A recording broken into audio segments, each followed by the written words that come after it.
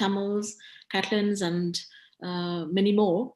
So it's also a very good friend of us, Bosco and me also, and we are very pleased to see you here, Thoreau, and it's an honor, in fact, to have you as a speaker. And you will be doing a keynote speech at the end of this event to summarize and to say some words about of this forum at the end. And just to introduce this event, history has shown us that a crisis like the COVID-19 can have protracted and severe consequences for younger populations who are starting to be termed as the lockdown generation in the future.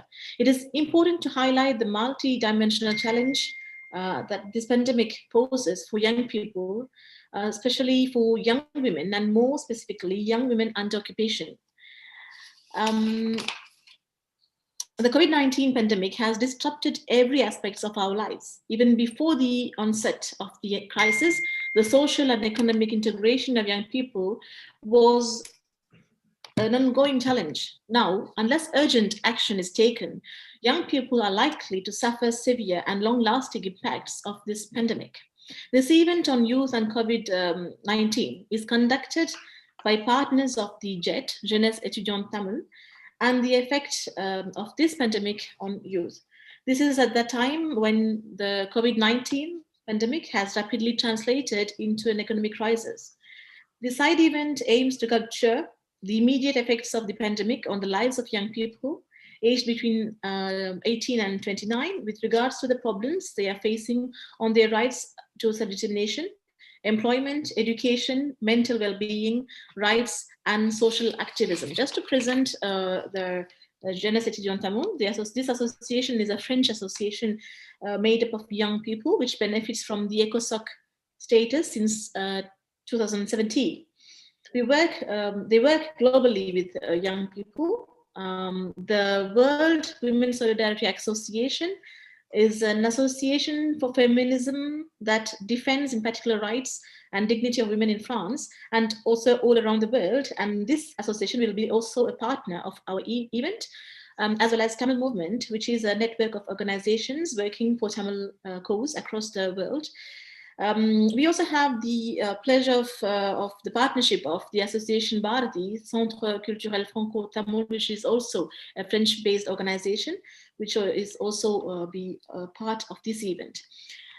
So some of the goals of these associations are to promote Tamil culture in addition to promoting and defending human rights. So 11 Ecosoc associations are supporting us for this event, which is an initiative which is taken by some youngsters from France and also some Tamil youngsters across the world, which from some youngsters from Canada. And I'm thankful also to Mr. Vimal here to have also helped us to organize also this event. So the objective of this side event is to give young people the opportunity to take part in international discussions and to raise unresolved issues related to inequality and justice suffered by young women, to provide transitional and sustainable solutions to build strong advocacy for young women. And this side event will present powerful stories and statements by young women around the globe that include innovative ideas on how to respond to the crisis at their core most at risk from the poor occupied nations, the migrant workers and the youth action network workers, the health workers on the front line and the recently unemployed people. The voices, energy, and resilience of young people are shaping all of us. And I think without further delaying, I will give the floor to Miss Anthony Amirtani from France, and she is the president of the Association of Jeunesse Étudiante Tamil. She's going to give us a welcome speech on behalf of JET Association. Thank you, dear. Thank you. Your video is not on.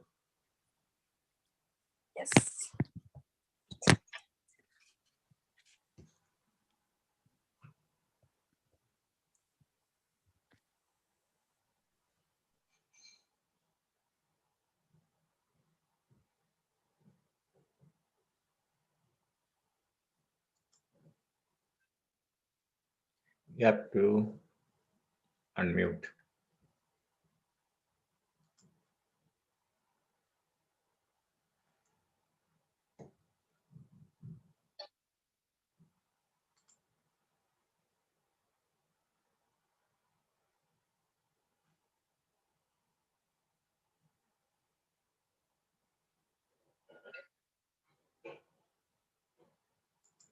I guess Anthony need to be unmuted. Amadini, sorry.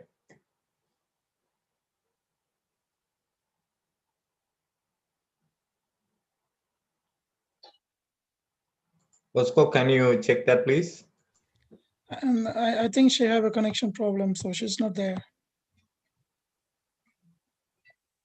So you want to move on to the next agenda? Yeah, okay. So I think Artana.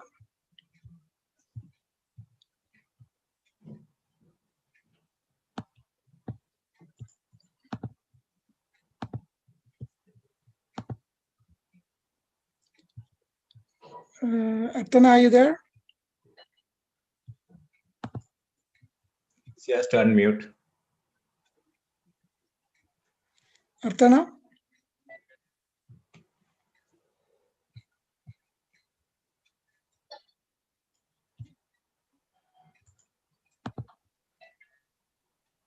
Yeah. So as Antonia Midley seems to have some net problem, we can just move to the other person. Is Sharuti Ramesh is here? So until we wait for Sharuti, we move on to the next, which is Miss Ketika Lohan, who is a human rights activist from Canada. Yep. Ketika Lohan, can you please mute and present your presentation? Thank you. I guess Amadini. I think we have. Okay, so we will go for Amadini's welcome speech. Thank you, Amadini. Thank you. Dear colleagues, thank you for being there. A special thanks to Dr. Toru Redwu, is a very important person for the nation who are speaking for their rights to self-determination. And he will give us a keynote speech. Association Jeunesse Étudiante Tamil, with support of World Women Solidarity Association, Global Tamil Movement, and net of organizations working for the Tamil causes across the world, and the Association Bharati Centre Culturel Franco-Tamil. Welcome all of you for this side events. This event is possible because of all of your volunteers, and we have, as every victim-based organization, a lot of organization problems, but as you all know, we are young, and we are also in the learning process. The world is facing the largest generation of youth in its history, and youth constitute in many countries the majority of the population. But with the COVID-19 pandemic has disparaged every aspect of your lives. Even before the one side of the crisis, the social and the economic integration of young people, especially young girls under foreign occupation, was ongoing challenge. Now, unless urgent action is taken, young people are likely suffering severe and long-lasting impact from the pandemic. This conference is based on Goal 16, peace, justice, and strong institutions, and Goal 10, reduce inequality of sustainable development goals. The Sustainable Development Goals 16 is not only a valuable and important aspiration, it is our rights. It's also a key and enabling goals for the ensure sustainable development agenda. The 2020 agenda will require action to secure peace, deliver justice, promote inclusive participation in politics, and the consistent, effective, accountable, and inclusive institution. If the priority is agenda as a whole, You are in with the wrong name. Sorry. continue, madam. I continue. Yeah. Okay. Young people should be seen as and often already our agenda of change. At the same time, young people face a wide array of development challenge, and their concerns are too often overlooked. This must be addressed urgently, and any attempt to build resilient governance must improve young people as key agents of change in their society and communities. Youth voice, action, and willingness to influence a decision-making process in particular are essential if sustainable development is to be achieved. And the Sustainable Development Goal 10 aims at reducing inequality within among countries. This SDG calls for the reduced inequalities in income as well as those based on age, sex, disability, race, ethnicity, origin, religion, or economic or other status within a country. Young people are often victims of multiple of interlocked forms of discrimination, frequently involving negative assumptions about age, capability, and respect. Youth face barrier to accessing justice and having equal opportunity, but at the same time, the positive roles of youth is acknowledged. For instance, the General Assembly, through a Doha Declaration, recognizes the fundamental role of youth in improving crime and corruption and call upon member states to reach out to young people, drawing on them a positive agent of change. Youth face significant barrier to participation in public life, which leads them to be greatly underrepresented in the decision-making and the development process. The result of the inclusion of youth is often that the needs and aspirations of young people are not equally addressed, and their contribution to development lost.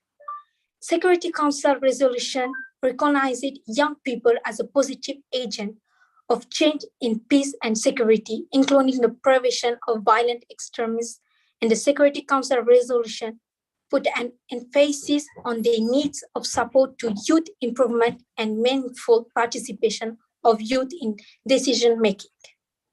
This session on Goal 10 and 16 seized the opportunity of bringing together young people, United Nations entities, member states, and other stakeholders at the UNESCO Youth Forum to raise awareness of this role of young people and leading progress on the implement of the Goal 10 and 16.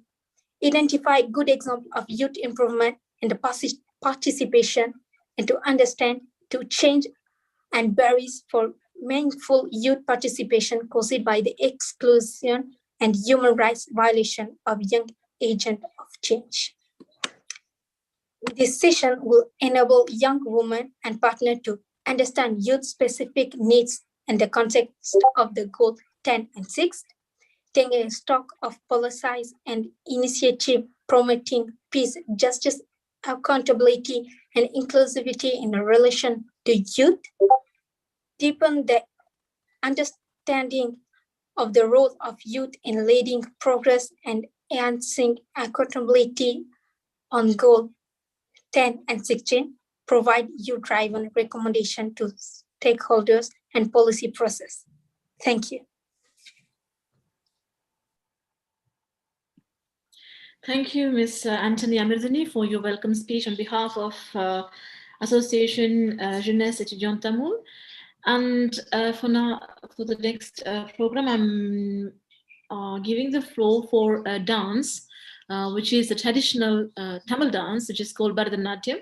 And to present this dance, we have two beautiful dancers who are one of our speakers as well. This dance will be presented by Ms. Prabhakaran Archanita and Priyanka. Yoga Priyanka. Are you ready, girls? Yeah, unmute. Yes, we are ready. Maybe can we share the screen? Sure. Yes, please.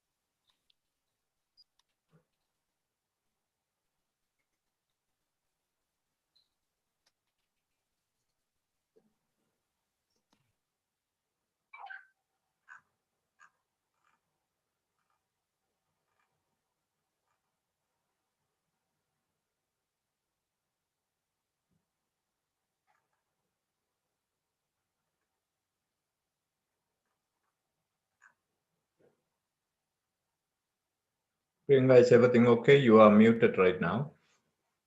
I have a little technical problem. We are just adjusting it and we share the screen. Great.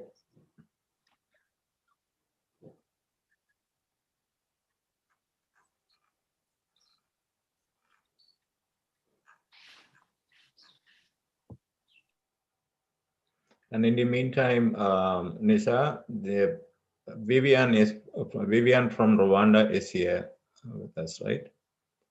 Vivian Girwa is from Rwanda. Hello. Hello, and I just wanted to, in the meantime, also thank everyone here to be here, to have taken time to come here to this forum. It's a pleasure to have you all from all around the world. We have Florida here, we have Rwanda here. That's quite nice to have you from Canada, and I think also we people from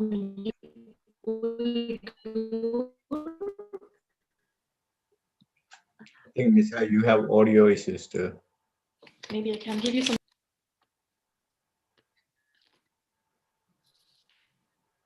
So normally this forum is planned to last till 8:30 p.m.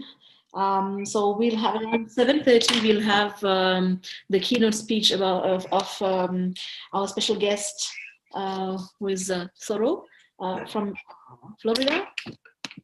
And then we will have a question and answer time, which can last for approximately half an hour. And then if everything is right, it goes as planned, we shall be finished around 8:30, 8:40, I think.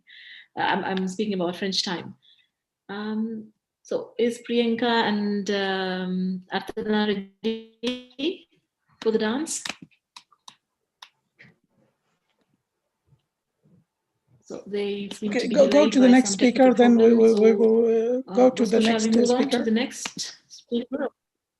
Okay, so we have a list of quite interesting themes here with I think can maybe begin with Ketika Logan from Canada, as I see her. Normally we are supposed to begin with Ramesh Sharati, but I can't see her. Is she there? Shaya is not here. Shardil, okay. Okay, so we can move on to Miss Ketika Logan, who is a human rights activist from Canada. She has already given us very wonderful speeches. I have seen her presenting many with energetic speeches about Tamil situation, and today we are pleased to welcome you on this forum. Welcome, Ketika.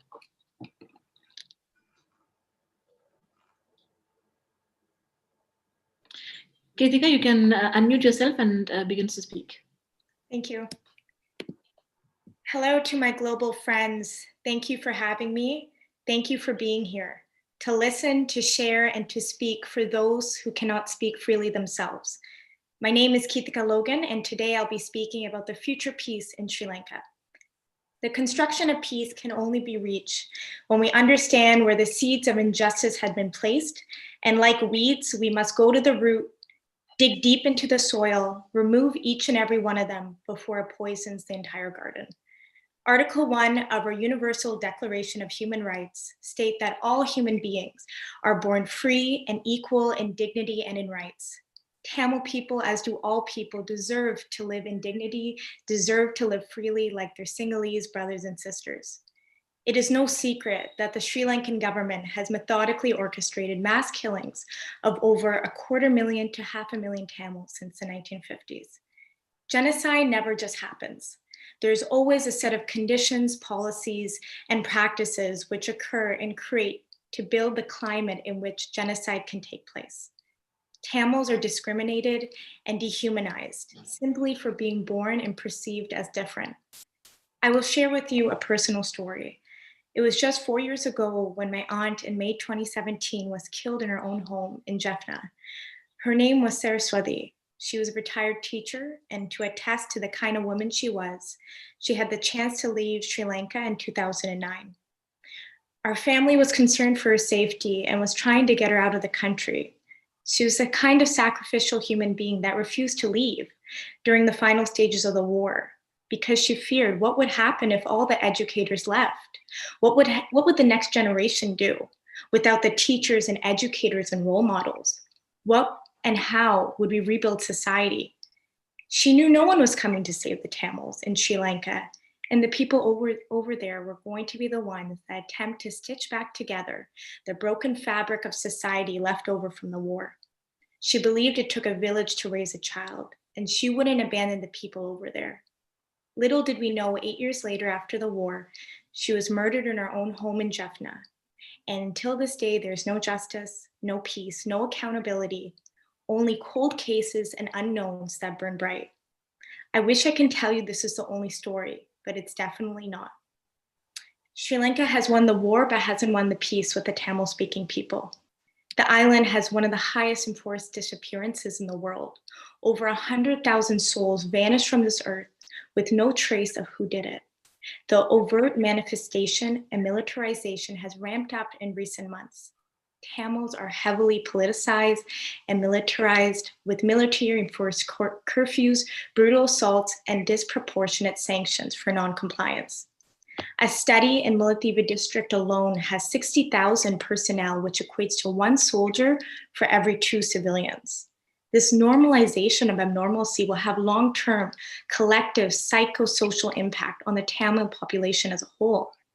We could only move forward in Sri Lanka when the country fosters the development of norms and practices in which institutions and people are subject to.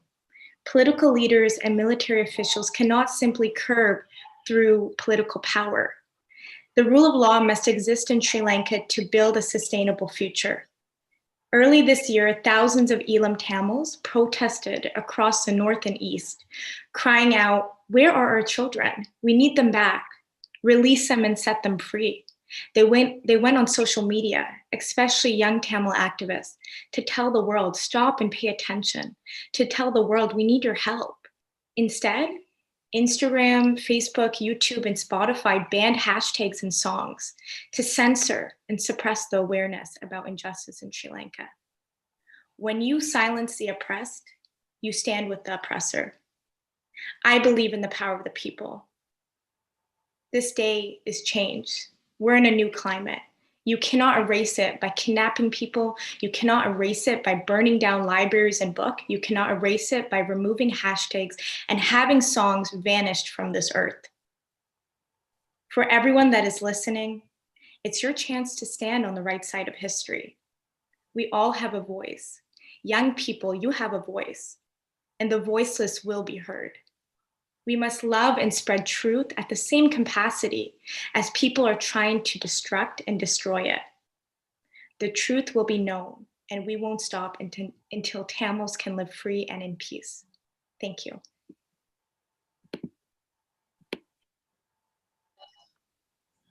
Thank you, Kirtika Logan, for your plugged-in speech about this testimony of Saraswati and many more like her. Now, without delaying, we are going to welcome back Priyanka and Artana, if they are ready. Are you ready, girls?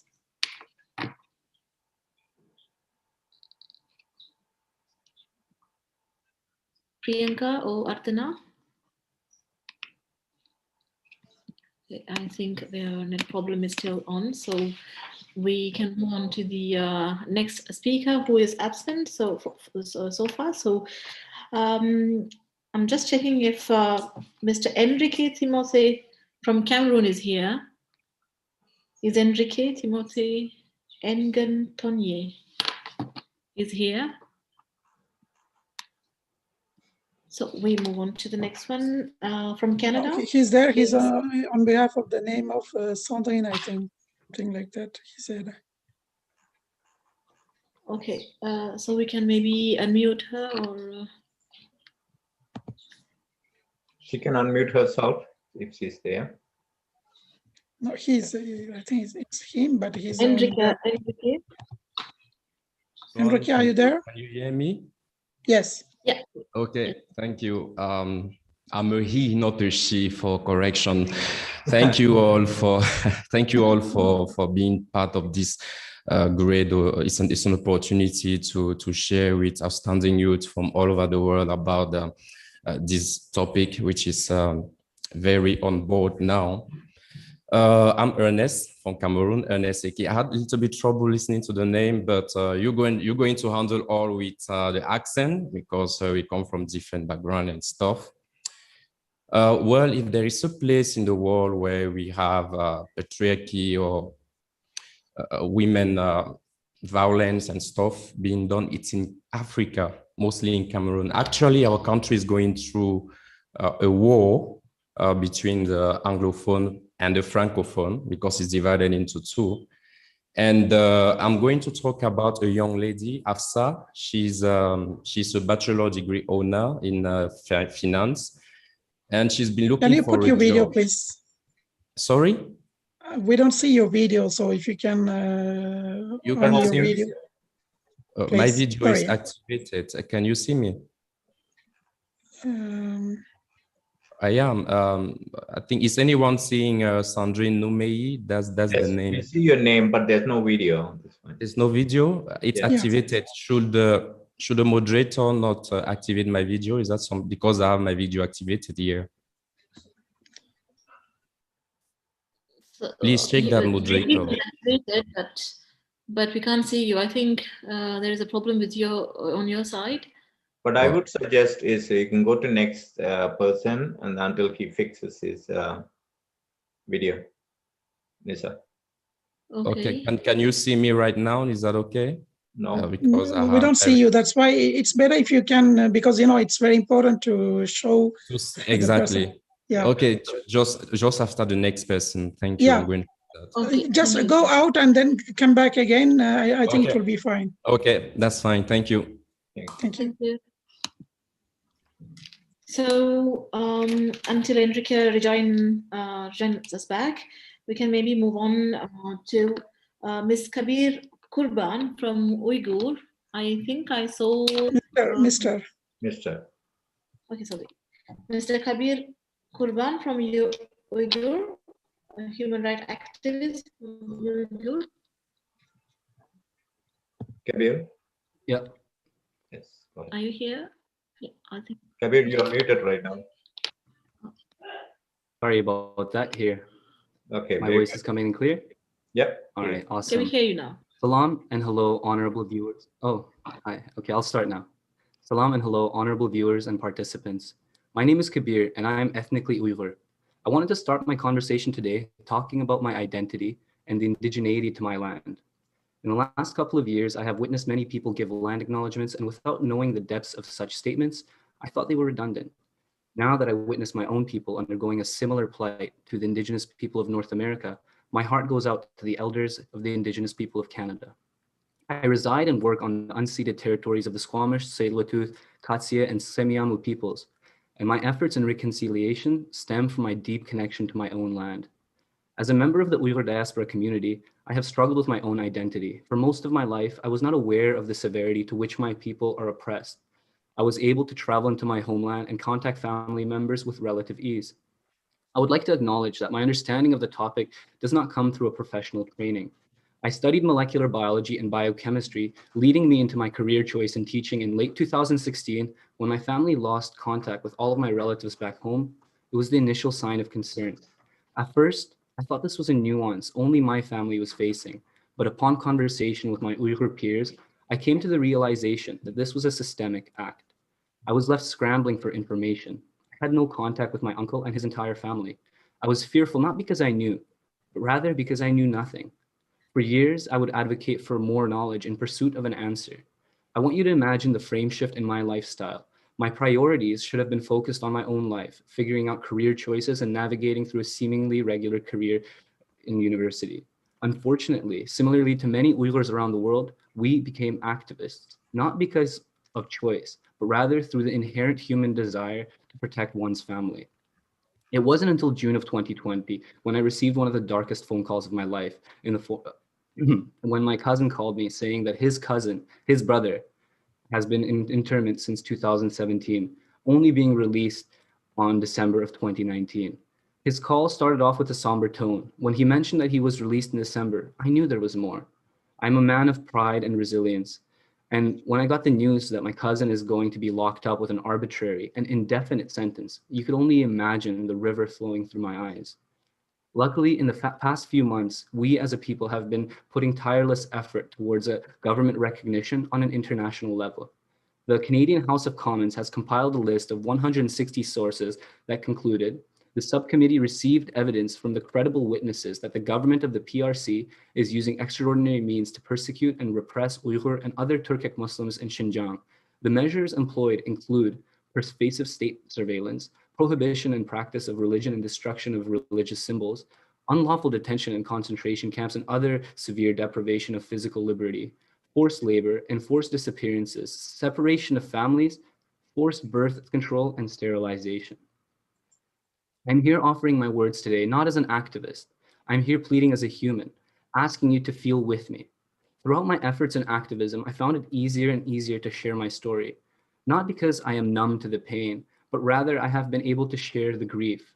I hope my story does not bring too much pain onto you, and if it does, I am encouraging you to share this hurt that you are feeling, as it is through dialogues and connection that we can heal the pain in our hearts. Through cumulative effort, and only through a cumulative effort can we get to the bottom of this. The Uyghur people have been deprived in the occupied region, and they have been stripped of their identity. And for the diaspora community, such as myself, the same oppression has been leveraged overseas. I have met with many deniers asking me for physical proof. I pray that my family members never become this so proof that everybody wants to get to the bottom of. I am pleading to the humanity left in all of us. My question to the viewers being, what would you have done in my circumstance? And to all the deniers, I say, I hope and pray that you are right, but we cannot stop our efforts until there's complete transparency in the system. The CCP party has denied any account of genocidal acts, but according to Newslines Institute and their analysis of the Uyghur plight, the Communist Party of China has blatantly met every guideline in terms of what it takes to commit a genocide. I am fearful for the lack of knowledge that I possess about my uncle's whereabouts. I do not know what they are undergoing, and I will not make the claim that they are brutalized. But I do demand for a reconnection, as my mother has been longing for her brother, as my grandmother has been missing her grandchildren, as my sisters are missing our cousins. And for the one piece of proof that I do possess about my own blood and my dearly loved cousin, I demand justice. He's not a criminal, and I will stand by this statement until the government of China allows me and countless other Uyghur people in the diaspora to be connected with our families. I share this piece of anecdotal evidence, but I want to clarify that my experience as a Uyghur is not unique. My story in terms of intensity stands at the median, with some statements being less severe, but also many being much, much worse. We have read the reports of the testimonies of powerful heroes in our community, and all I ask for you is your attention and voice. The power has always and will be with the people. So as a person of the people, this is my plea. Thank you.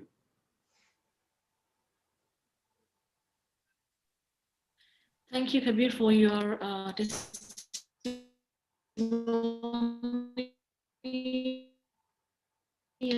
of your telling, and you're speaking about the transparency of the system, and that we should have more transparent process, and you were speaking about your uncle's whereabouts and your family's desperate to seek them, and unfortunately you are not alone, should we say here. Because I'm sure in this forum, many other people have recognized themselves in what you have said. And now, if Priyanka and Artana are ready, we can maybe move on to the dance. Yes, thank you very much. We are going to share Bharatanatyam dance about the god of dance, Nadaraja.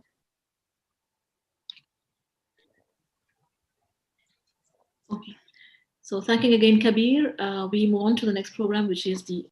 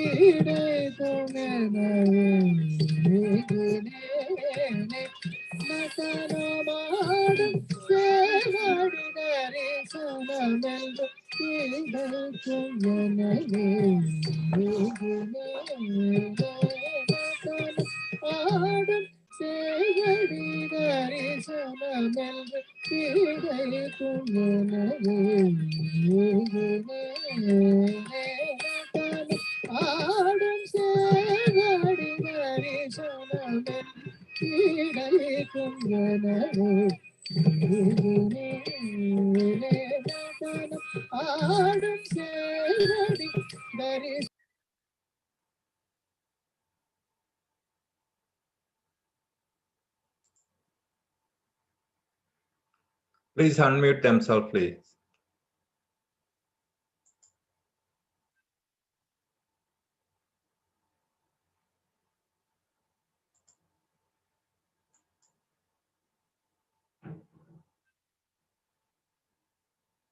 Please unmute.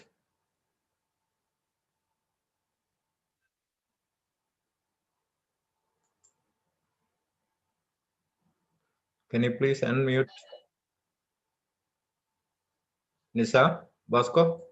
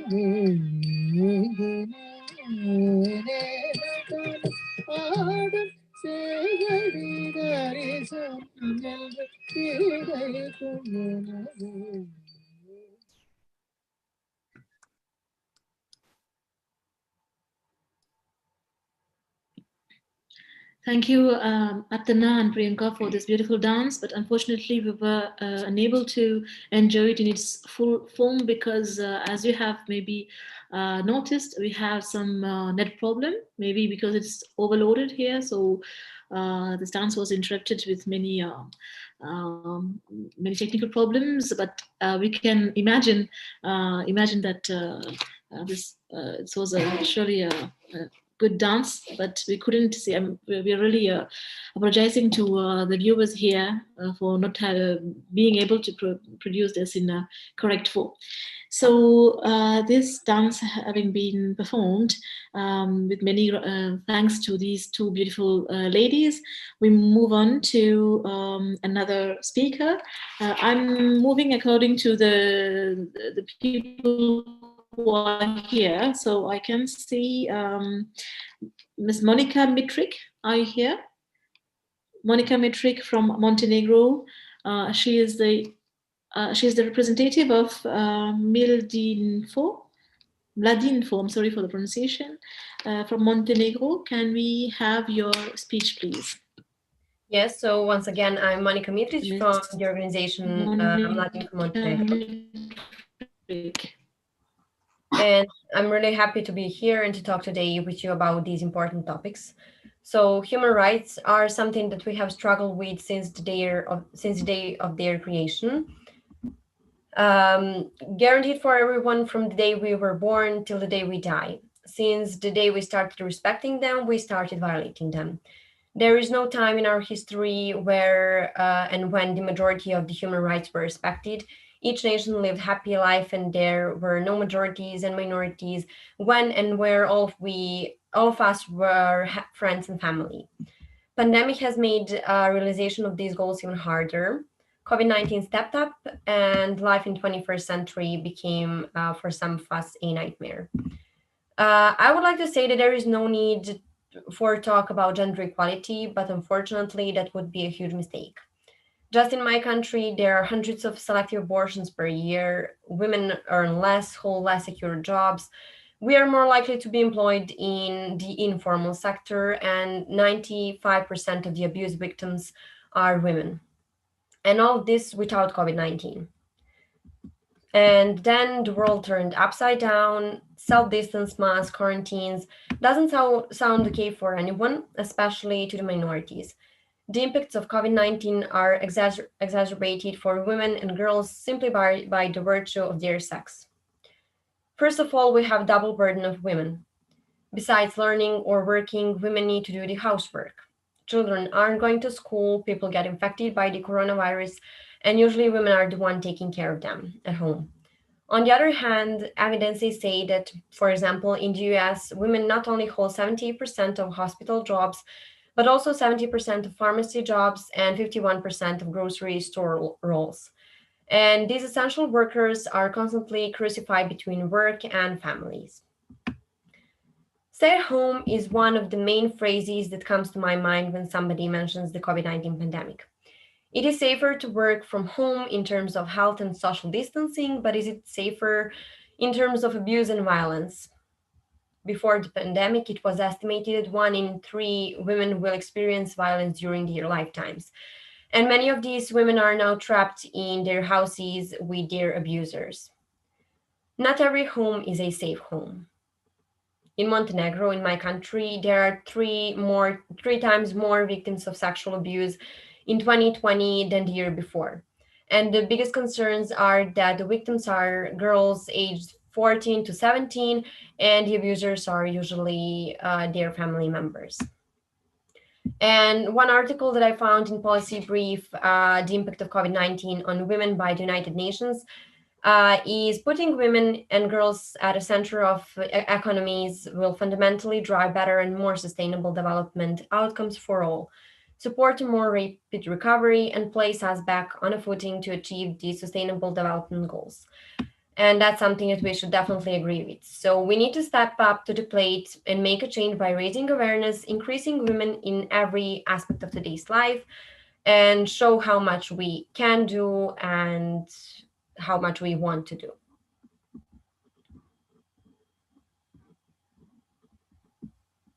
Thank you, Monica. Mitrik, to join us from Montenegro, you have presented your view about this the women being sexually abused by their family members themselves. We note this point that they are not even safe at home.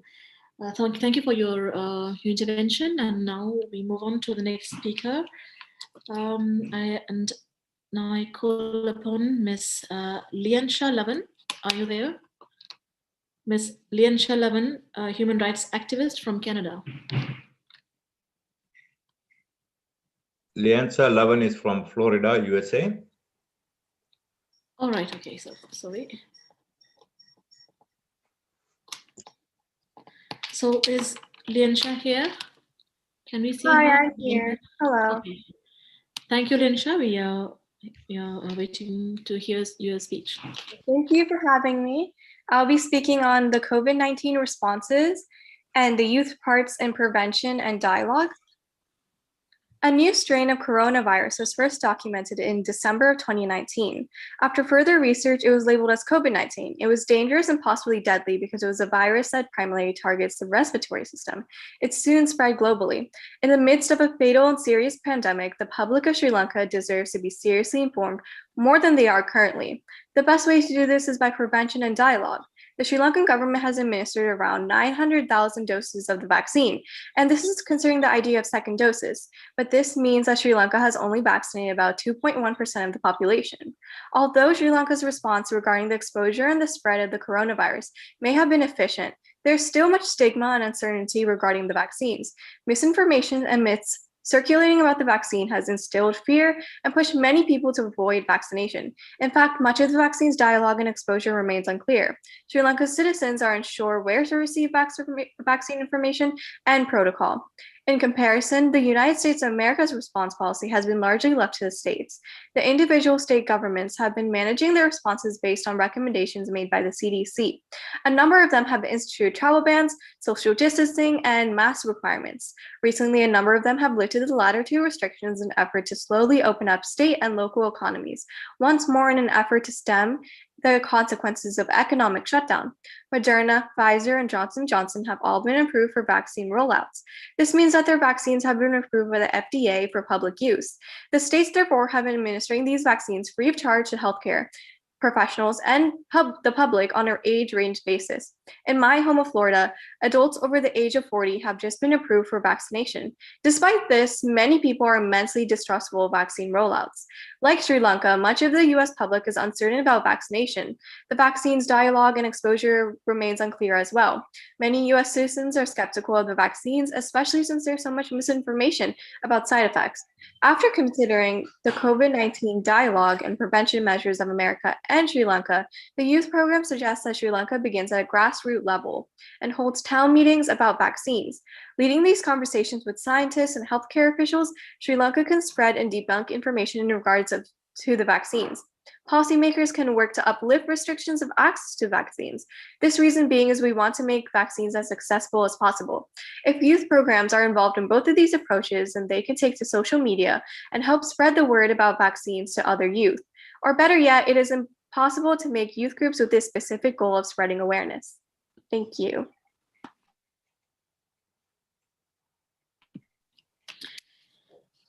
Thank you, Ms. Lian Shalavan from USA. You have given us some insight of the Sri Lankan government's policies on vaccination usage on tunnels and about the misinformation and all the threat going around. Thank you for this wonderful speech. And then we move on to our next speaker, who is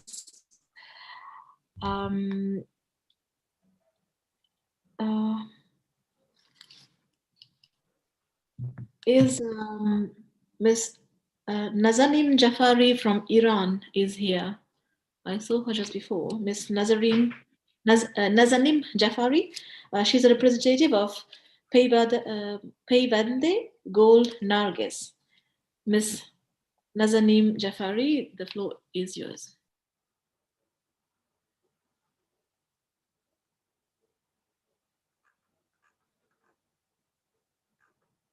Anybody see Nazanim? I don't see her. I have seen her and have spoken to her just before, so... Yes, she came, but right now I don't see her. So are you there, Ms. Nazanim Jafari?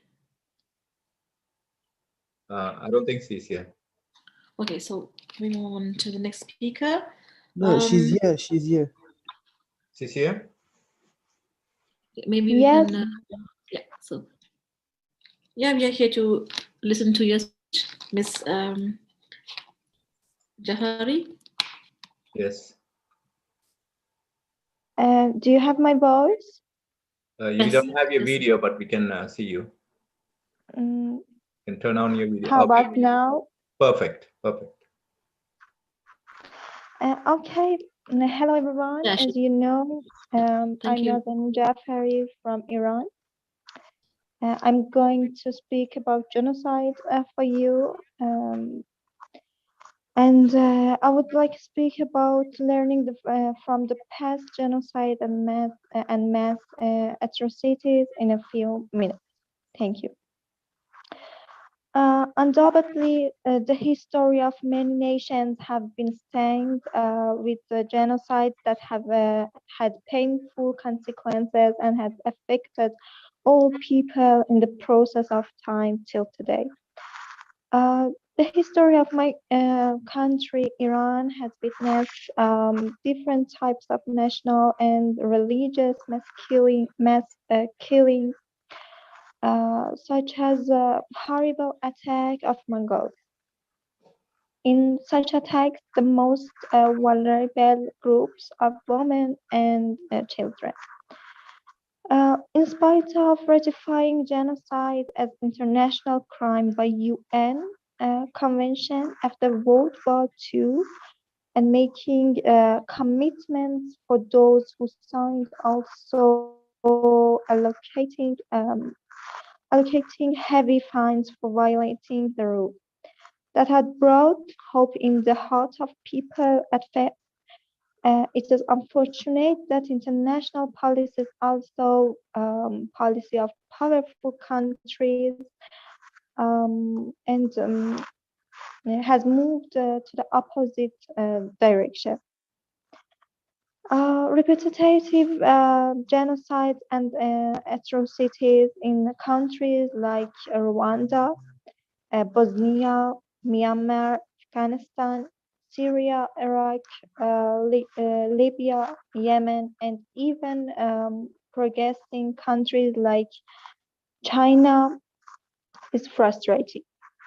Today, we learn about the fact that UN resolutions and human rights groups are not sufficient to deal with huge challenges of human beings in the world. That's why thousands of ordinary people have lost their lives and millions have lost their homes in the last decade. The doctrine of international liberalism and policies of powerful countries creating deep gaps and between developed and undeveloped countries and providing imbalanced wealth distribution are really distressful. Such tactics created extremist groups like ISIS, Taliban, Al-Qaeda, and the like of which that have sprung bloodshed and slaughter throughout the whole world. It seems that the world needs international law reforms and the change of policies in powerful countries in order to prevent more gaps between developed and developing countries. Also, extreme ideologies of governments and fanatic groups. The world aspire new laws and powerful organizations to watch important mechanisms such as elections, which are the most important way of keeping people's civil rights. In all reforms and future prospects, special attention is needed for the rights of women and children. Highlighting their rights would automatically decrease the rate of violence and fanatic attitudes in societies. The other most important part of democracy is the recognition of the rights of religious and ethnic minorities, which is extremely emphasized Morrison's philosopher. The vote should finally accept the rights of minorities. Why not choose wise and peaceful approaches to prevent hate, genocide, and bloodshed?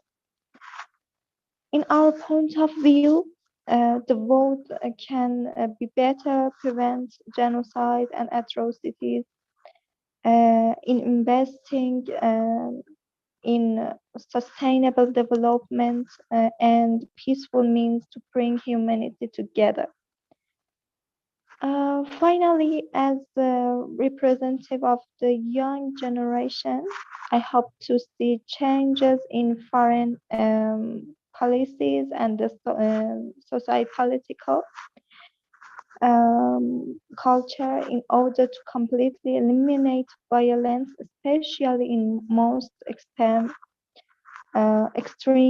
from genocide. I hope to live in a world full of peace and prosperity for people of nationalities, races, and religions.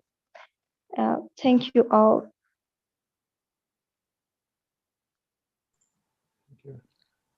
Thank you, Nazanin, for your speech full of hope. And we note your speech is around genocide's painful consequences, especially in Iran, and its direct consequences on women and children. And you draw our attention on the special attention needed on women and children to build a just society. Thank you for this speech full of hope and yeah, full of hope. So now we move on to our next speaker, who is Priyanka, Yogaraja Priyanka from France. She is a representative of Association Tendril and a women rights activist, and she's also a well-trained Bharatanatyam classical dancer. And we had the privilege to see her dance just some minutes ago. So, Priyanka, are you ready? Yes. Priyanka Yoga. Yeah, thank you. So I would like to talk about Balachandra Prabhakaran, the third child of the LTTE leader Prabhakaran. He was only 12 years old when he was executed by the Sri Lankan military during the final days of the Mullivaikkal massacre. He was one of the thousands of children killed by the Sri Lankan military. Leaked trophy photographs taken by the Sri Lankan soldiers showed the child in their custody, sitting on a bench with a snack in his hand, surrounded by sandbags in what looks like a fortified army position. The images were taken in May 2009, at the very end of the Sri Lankan government's operation to crush the LTTE, an operation which had launched a bloody, decades-long insurgency against the state that led to the death of more than 147,000 people. One of those photos showed the boy sitting in a bunker, alive and unarmed, apparently in the custody of Sri Lankan troops, and another, taken in the same camera a few hours later, shows the boy's body lying on the ground, his chest pierced by 5 bullets. The authorities always say Prabhakaran's son was killed in crossfire as troops moved in to take the LTTE's last stronghold, located in the scrap of coastline near Mullaitivu in the northeast of the country. But the images contained in a new documentary called No Fire Zone, which was screened in the Geneva Human Rights Film Festival during the UN Human Rights Council meeting in March 2009, suggests the boy was captured alive and killed at a later stage. A forensic pathologist who examined the later images with the filmmakers said that the boy was shot 5 times in the chest. Furthermore, propellant burns around the wound suggest he was shot at a very close range. Sri Lanka has always insisted it did what it could Sri Lanka has always insisted it did what it could to ensure no civilians were killed during its operation against the LTTE. Yet a team appointed by UN Secretary General Ban Ki-moon found that up to 90,000 people may have been killed. Channel 4's Killing Field director, Callum McRae, wrote last week, "A 12-year-old boy lies on the ground. He is stripped to the waist and has 5 neat bullet holes in his chest. His name is Balachandra Prabhakaran and is the son of the LTTE leader Bellu Pillai Prabhakaran." However, the government has taken no significant steps to undertake impartial and credible investigations of these alleged violations. It says the Sri Lankan authorities had not reported any criminal prosecutions for serious rights abuses committed during the final years of the conflict. Indeed, thus far impunity for these abuses has been total. In 2013, Channel 4 had said that it had a sworn affidavit of an officer who said that the child, along with his bodyguards, were sent to the army to surrender, but they were interrogated to get the whereabouts of Prabhakaran before getting shot. With documentary evidence and forensic analysis, the channel has now proved this claim. It is difficult to imagine the mindset of an army in which a child can be executed in cold blood with apparent impunity. It also raises extremely difficult questions for Sri Lankan military. With every month that passes, the evidence of systematic execution of prisoners grows. The pattern of apparent sexual violence against female fighters is disturbing in extreme. Thank you. Thank you, Priyanka Yoraja, for your presentation, your heart-touching presentation testimony on Balachandran. I guess if he was left alive today, he'd be your age now. So it's normal that you feel sad about this and that you were touched by this testimony. And this is a part of a it's a vulnerable population of this planet with women. So this is also youngsters and children and women are the most affected by genocidal government in Sri Lanka and also in elsewhere in this planet. So thank you for this, for reminding us of this heartful testimony. And now we move on to the next speaker, who is Mr. Enrique Timothy Engen Tonye from Cameroon. He is a human rights activist from Cameroon. The floor is yours. Thank you all. Good evening. Thank you for having me in here. It's Mr. Ekie, Ernest Ekie from Cameroon. So the activist Mrs. Lady Ngomange Pese wrote in one of her books, saying, no truly peace and development can be achieved if ladies are left aside. This is valuable both for Africa and other continents. Before COVID-19, these inequalities between women and men already existed. COVID just accentuated it all.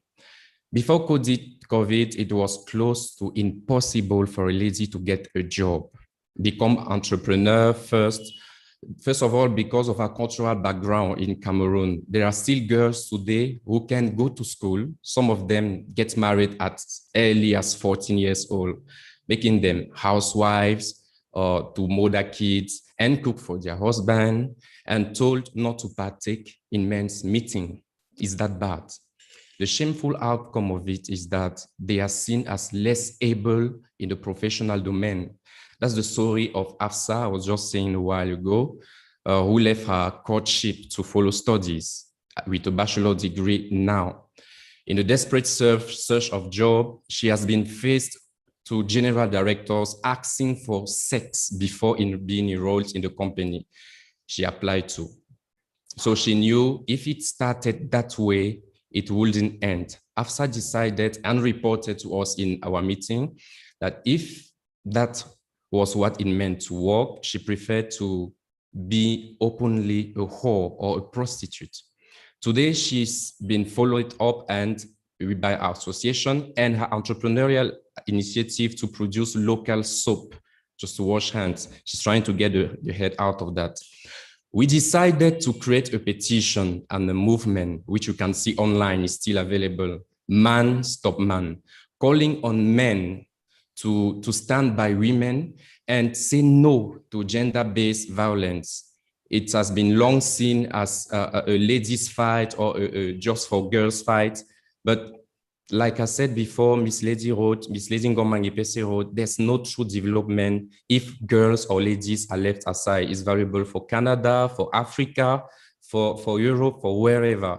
So we call on men to sign the petition with ladies too, in order to stand and say, like a man can really talk to a fellow man and say, no, stop making violence, gender-based violence to women and stuff. We've launched it, you can check it online. Hopefully, I hope we're going to have a WhatsApp group where we can all share about these issues. So unfortunately, the story of Afsa, who is now entrepreneur and has left prostitution, is not quite the same for all ladies around the world. Some of them just try to go through their way in order to affirm who they are or who they want to be. So the COVID-19 has just come to accentuate everything today. A woman can go out in our country. One of the cankerworm disturbing it is corruption. So here, if a lady basically needs to undress herself to get whatever she wants to get. So this is unfortunate. And the initiative of today is really encouraging in order to encourage ladies both in Africa and other parts of the world to get out of this. So talking about the environment, Barack Obama wrote in one of his books that we have a legacy. This earth is not ours. We have it. We are borrowing it to our children coming ahead. So we ought to take care of this legacy we want to give to our children coming ahead. This starts by little action as small as not throwing plastic in the sea or not throwing plastic on the road. It can start with little actions. On that, we have a couple of videos we've made. We can share with all of you in order to encourage yourselves So thank you all for this, and I hope we're going to have this on daily basis, not just waiting for the next Ecosoc event to share about this issue. Thank you all. Thank you, I Ernest. also, Nisa, I have a kind request to all the participants who are in here. I would basically humbly ask everyone, when your speech is finished, please stay until the end and listen to the other speakers. That will be only fair. Please don't leave after your speech finished. Because we have people from Rwanda, people from different parts of the world here. They want you to hear their voice, and I humbly ask them to stay, even if your speeches are finished. Thank you. Of course, not to miss our keynote speech from our guest speaker, who is Dr. Thoreau Redcrow from USA. Thank you very much for reminding this. And now, thank you, Ernest, for this this speech and this story of Hassa, who has been sexually harassed at work. And we know that you have you're launching a petition called calling men to stand by women who are sexually harassed, and you're acting, and we congratulate your this initiative against gender-based violence, and we will be pleased to help you also if you can post us to Bosco or to me here the reference where we can sign this petition online. And now I was announcing, in fact, initially Enrique Timote from Cameroon, but we had instead Mr. Ernest Enrique from Cameroon. So maybe we can have Enrique Timote later. So now I'm inviting Ms. Subhatra Varadaraj, if she is here, to unmute herself to present her speech. Subhatra Varadaraj is a human rights activist from Tamil Nadu in India. Welcome, Subhatra. Hi. Hello, everyone. I'm Subhatra Varadaraj. I'm from India. My speech today is going to be about envisioning 2030 Goal 16, peace, justice, and strong institutions. As the world enters the last decade available to deliver the 2030 agenda, there is this question in our mind. Will there be more peace in the 21st century? Because that is exactly the century where we live, and that is why we are interested in this question. Right now, we know that we have both war and peace at the same time, but in different countries.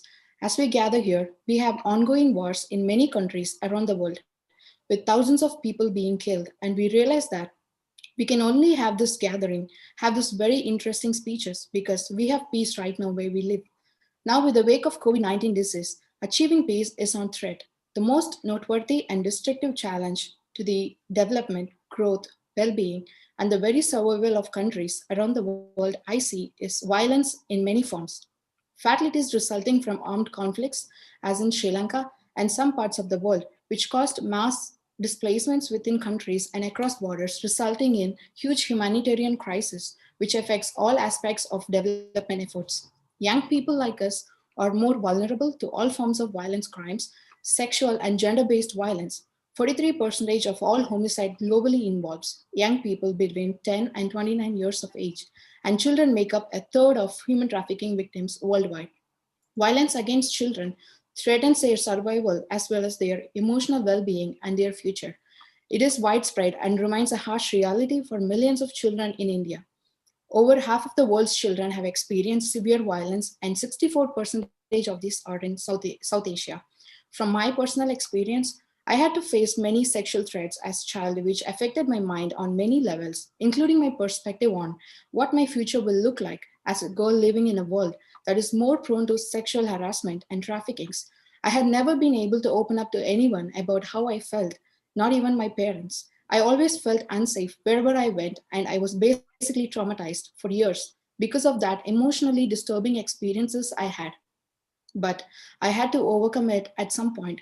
There are millions of children worldwide from all ages who suffer violence, exploitation, and abuse every day, which can also result in promoting violence behavior in them. While everyone is concerned about maintaining social distance to prevent the spread of COVID-19, not much attention is being paid to the plight of people confined in abusive spaces. Since the pandemic started, in the first week of April 29 alone, 2019 alone, the Indian government's child helpline received more than 92,000 SOS calls reporting child abuse and violence at home. The global economy is crashing down.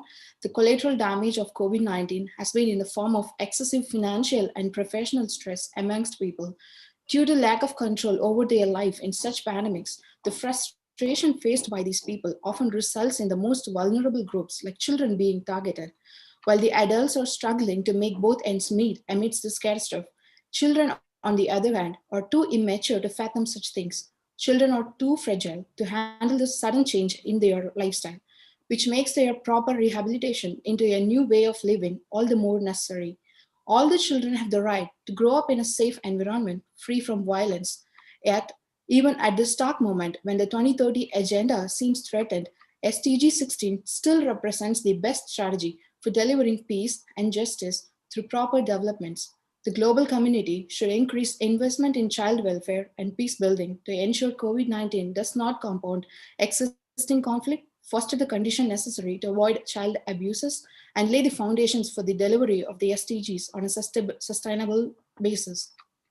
Children are the future of our society, and child abuse is extremely dangerous as it has the potential to traumatize an entire generation. Young leaders like Malala Yousafzai and Greta Thunberg have time and again shown us that the younger generation can make a difference through the might of their willpower. All they need is someone to listen to their voices. They are the most vulnerable of the society, but at the same time, also the most precious asset.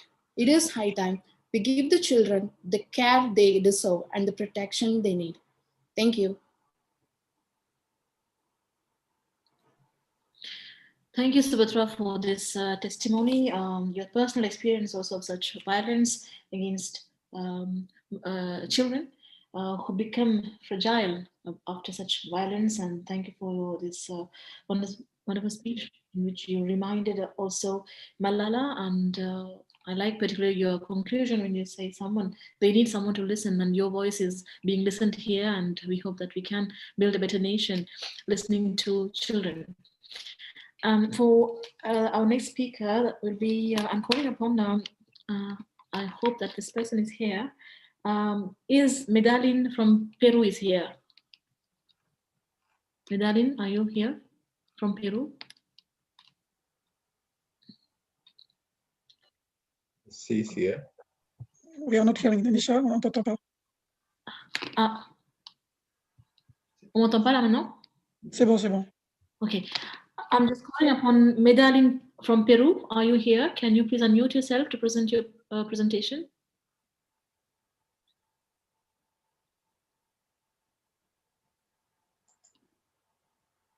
Medallin's mic is not on. Hello. Yeah, you know. Yes. Want to begin in Spanish because my English is so basic. You me escucha? Is listen to me? Yes, we are hearing you. Okay. Bueno, mi nombre es Medellin Palma Villa. Soy una mujer, una joven afroperuana. Nací en Chincha, y Chincha es una provincia que le pertenece a una región muy grande en el Perú. Yeah, just I want to know, sorry, any chance to talk in English, because, you know, the people that we don't know Spanish. I don't speak English very well, yes, but it's okay, because tell me.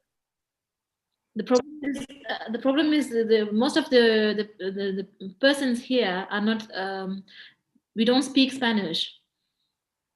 Okay, but I need a help from Jan. Jan Cabongo is here, please, for the translate. Maybe. I couldn't hear you properly. What did you say? She wanted a translator. Yes, please. So, Jan Cabongo, yes. We haven't planned for a Spanish translator unless Jan Cabongo, yes. is okay. Resting. Maybe you can speak in English. But okay, a little. Try your best. Okay, my name is Medellin Palma Villa. an Afro-Peruvian girl. I was born on Chincha. Chincha is a city from the, I don't know how do you say it in English, but in Spanish is region, maybe it's a state in English. We are a Black woman. In Peru, Black woman is not ignorant from the violence, la violencia basada en género, because on the pandemic, en la pandemia del COVID-19, all girls, young girls, was died in Peru because the difficult in Peru it's so I don't know, it's dangerous, it's doloroso para nosotras. En Peru Peru have laws from the violence, but all the time girls, a little girls was died for that. I have this studies for the violence, but it's important say because Peru it's so beautiful country, but have problem like all countries of the world. But it is important when you talk about the Afro-Peruvian girls, most young Afro-Peruvian girls, because we don't have the necessary, we don't have the education necessary from want to be a professional. When in Peru, when you not have education, a basic education, you don't must be a all people. Tú no puedes llegar a ser profesional, tú no puedes llegar a pensar, a saber incluso sobre las leyes que hay en tu país. Es por eso que durante la pandemia del COVID-19, muchísimas mujeres y niñas desaparecieron, fueron asesinadas. The feminicidios en Spanish, muchas de ellas fueron desaparecidas. And Peru doesn't have studies for that. Medellín, yes? Disculpe, Medellín puede hablar en francés, en español. Janet puede hacer intérprete en francés, por favor. Okay. Elle peut parler en espagnol. Janet est là, il peut traduire en français.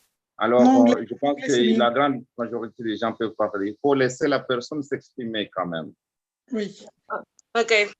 Les contaba que Perú no tiene las estadísticas exactas de cuántas mujeres y niñas han desaparecido durante la pandemia, cuántas han sido asesinadas a manos de sus agresores. Durante la pandemia, hablábamos mucho aquí en Perú sobre que teníamos que hacer la quarantine en English, pero en el Perú las personas comunes no podían hacer una cuarentena porque viven del día a día, porque trabajan del día a día. Janet, please translate, please. Oh, continue? No, yes, no. Is anyone doing a translation from what Medellin said? What was that gentleman name? Voilà, bonsoir à tous, bonsoir à tous. Voilà, je viens d'écouter ma sœur Madeleine. Moi, je m'appelle Janeb. Je suis coordinatrice des jeunes dans l'ONG SADEF. Et ce qu'elle voulait dire, c'est que elle est une femme noire qui vit au Pérou. Elle vient de Chincha. C'est une région qui est ici au Pérou. Et là-bas, il existe beaucoup de femmes noires. Le problème maintenant avec les femmes noires qui sont ici au Pérou, c'est qu'elles ne sont pas respectées. Les femmes noires ici au Pérou ne sont pas respectées. Il y a beaucoup d'abus sexuels qui se passent ici au Pérou et contre les femmes noires parce qu'elles ne sont pas valorisées. Du coup, dans des régions comme ici à Lima, elles n'ont pas la chance de pouvoir travailler comme les autres péruviennes qui sont ici. Elles n'ont pas cette possibilité-là à cause de leur statut, en fait, à cause de leur couleur de peau, ce qui est vraiment triste. Et la situation avec la pandémie, les femmes noires elles ont été maltraitées par leurs compagnons et tout. Donc, leur constitution aussi ne les défend pas pour cela. Du coup, nous avec notre ONG, on essaye de pouvoir parler aux autorités face à ces situations-là. On essaye d'aider de notre mieux. Cependant, il y a toujours certains problèmes qui se passent. Donc, ce que ma sœur voulait dire, c'est juste qu'on a besoin qu'on nous entende, qu'on nous soutienne, qu'on nous donne une voix pour pouvoir y remédier à cette situation-là. Voilà, c'est tout. Sí, bueno, al no estar presentes en la Constitución, al no ser asignados en la Constitución, el Perú o el Estado hace que el pueblo afroperuano no exista, no estamos. Entonces, es por eso que las mujeres y los hombres, al momento de exigir sus demandas hacia el Estado, no encuentran o no saben a qué afianzarse ante la ley. Por eso es importante que cuando hablamos desde la violencia hacia las mujeres, más aún hacia las mujeres afroperuanas como yo, es importante que los administradores de justicia, los jueces, los policías, los abogados entiendan que las mujeres afroperuanas también sufrimos violencia basada en género y somos discriminadas y racializadas al hacer alguna denuncia ante estos estamentos de justicia. Janet, please.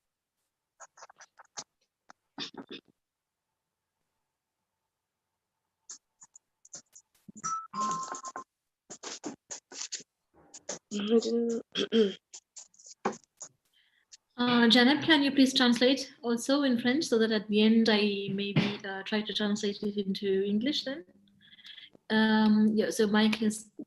Voilà, elle vient de dire que les hommes noirs ainsi que les femmes aussi sont maltraités en fait. Et dans les institutions aussi, elles sont discriminées. Elle est discriminée dans les constitutions péruviennes et cela les rend tristes. Elles subissent des violences morales et physiques, ce qui leur fait beaucoup de peine. Elles ne sont pas reconnues dans leur constitution, ce qui n'est pas normal du tout.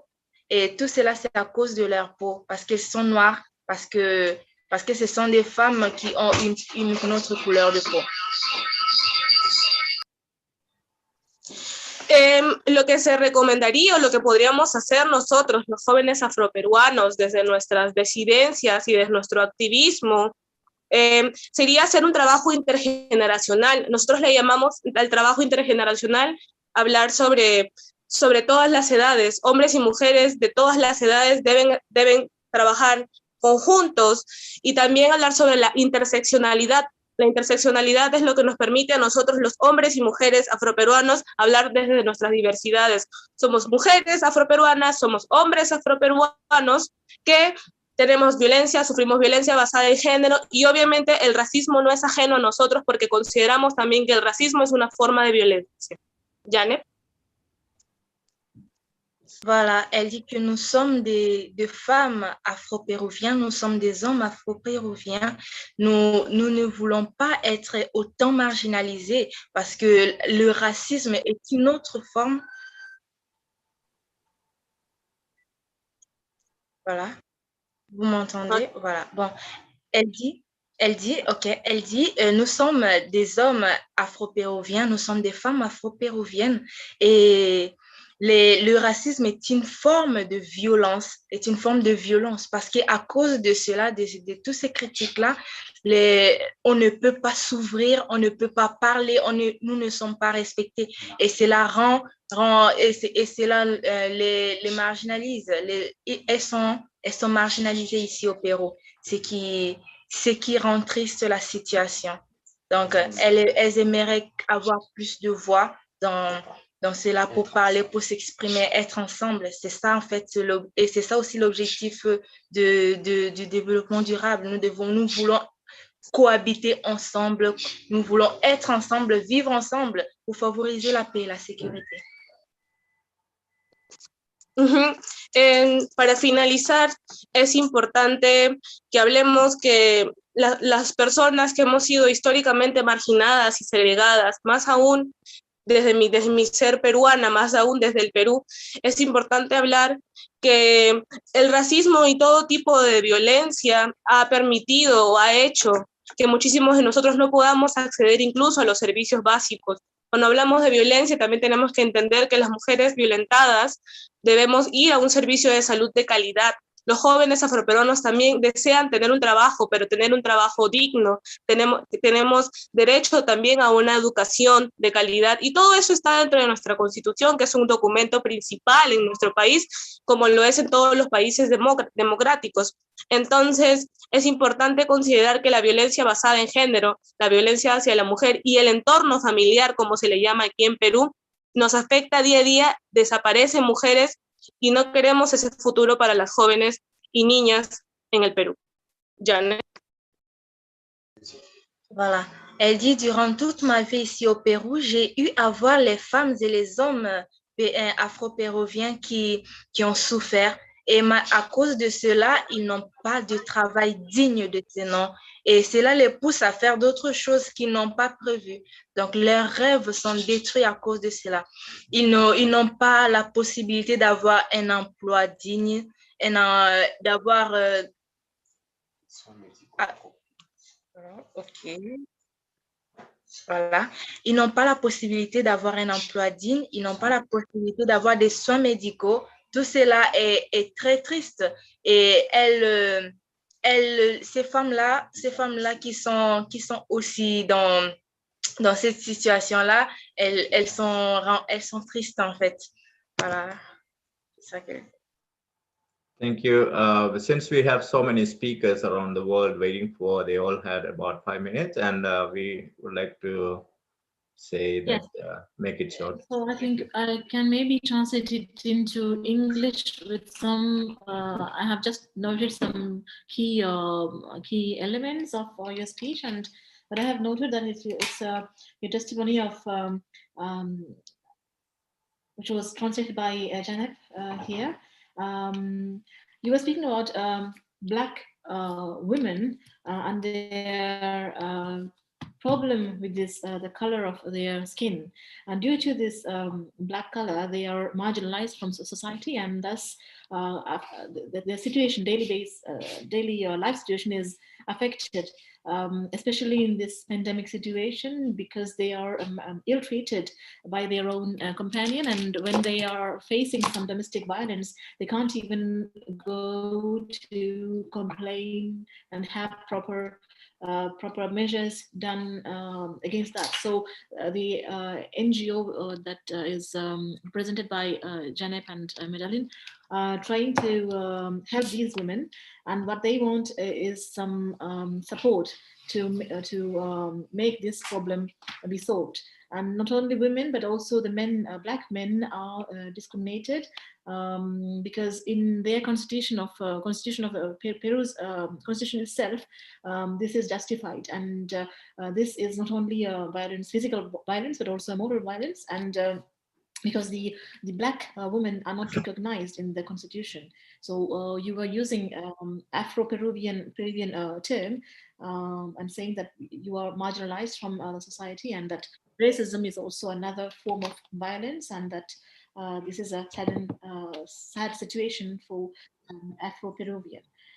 So thank you for your speech, and thank you to Janep for your improvised translation, and we move on to the next speaker, and I call upon Deborah from South Africa, who is representative of SADF. Deborah, are you here from South Africa? I'm just looking for your name. If you can just raise your hand just to make us a sign. Deborah is not here, I think. I guess your audio was cut off when you called the name. Okay, I was calling Deborah from South Africa, representing SADF NGO. Deborah, are you here? Okay, sure. So I can't see Deborah. So we can move on to our next speaker, who is this beautiful lady I see, Miss Pravina Ravindran from Canada. Pravina Ravindran, a human rights activist. Pravina, you here? Good afternoon, and thank you for having me. My name is Pravina Ravindran, and I am here today to speak to you about genocide and its patterns. At the age of 10, my life was simple. There was no stress, worries, or responsibilities, and in every waking moment, my eyes filled with curiosity and admiration for the world ahead of me. I would go to school, play with my friends, read bedtime stories with my parents, and never once worried about the things happening around me. Every day brought new discoveries, wonder, and excitement. I spent most of my time questioning the endless possibilities of life. And above it all, I felt safe. But for many children across the world, this reality could have only been a dream. It was during the summer of 1977.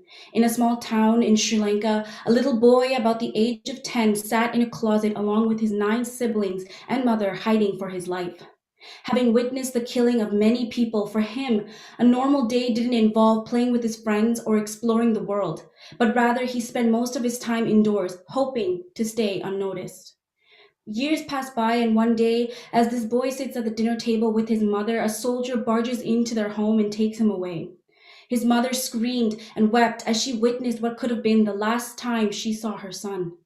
The soldier locked him up in a dark room amongst many other kids his age with limited resources to food or water.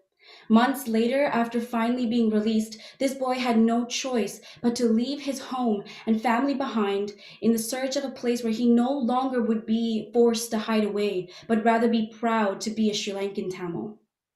This story is only one of the thousands of Sri Lankans who had to flee their homes and families to escape the atrocities and save their lives. Having born and raised in Canada by parents who had to escape the war themselves, I gained an awareness to the Tamil genocide at a very young age. For years, the Tamil people of Sri Lanka had suffered the consequences of the trauma they had experienced in their past, separated from their families, not knowing when they would be able to reunite with them again. As stated by the 2016 Canadian Census, today there are over 150,000 Tamils in Canada, yet still this tragedy is rarely spoken about. The voices of the Tamils who suffered in Sri Lanka continue to go unheard. In the school curriculum, there is currently only importance given to the very prominent genocide known as the Holocaust. As a Tamil Canadian, I wish to be taught in my classroom about the injustice that happened to my people in Sri Lanka. However, this genocide, along with many others, are buried away as if they had not existed. The minimal attention to and exclusion of other genocides from school curricula only limits younger generations from completely acknowledging the truth of the world they live in and sends out a message that these genocides aren't as important as the one known as the Holocaust. As I stand before you today, I want to make it known that now is the time to act. This starts with educating our youth about the patterns of all genocides while also encouraging them to take action towards honoring its victims and survivors. Together, we are all working towards the same goal, to make it known that genocides happens in many parts of the world. As stated by Franklin Roosevelt himself, we cannot always build the future for our youth, but we can build our youth for the future.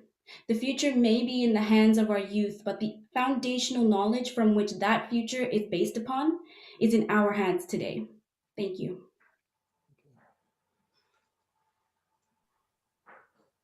Thank you, Pravina Ravindran, for this story. I have a kind request. Nisa, I have a kind request. Tilaksi Sivaganesan is here. She have an exam to write this afternoon. If you can give her a chance to speak. Yeah, of course. So thank you, Pravina, for this story of one of the 100,000 refugee parents story who managed to flee from genocidal Sri Lankan government and who managed to settle down here. But we as children of this generation, we grow with this hope and this guilty feeling in our mind. And we note that you wish to be taught this story as history in your classroom. And you know, that history has to be written by you. So we look forward from you for a better world. So now I call upon Tilaksha. Just see in my list. Tilakshi Sivaganesan. Tilakshi Sivaganesan from Canada, human rights activist from Canada. Thank you. Tilakshi? Hello. My identity is behind a Tamil genocide.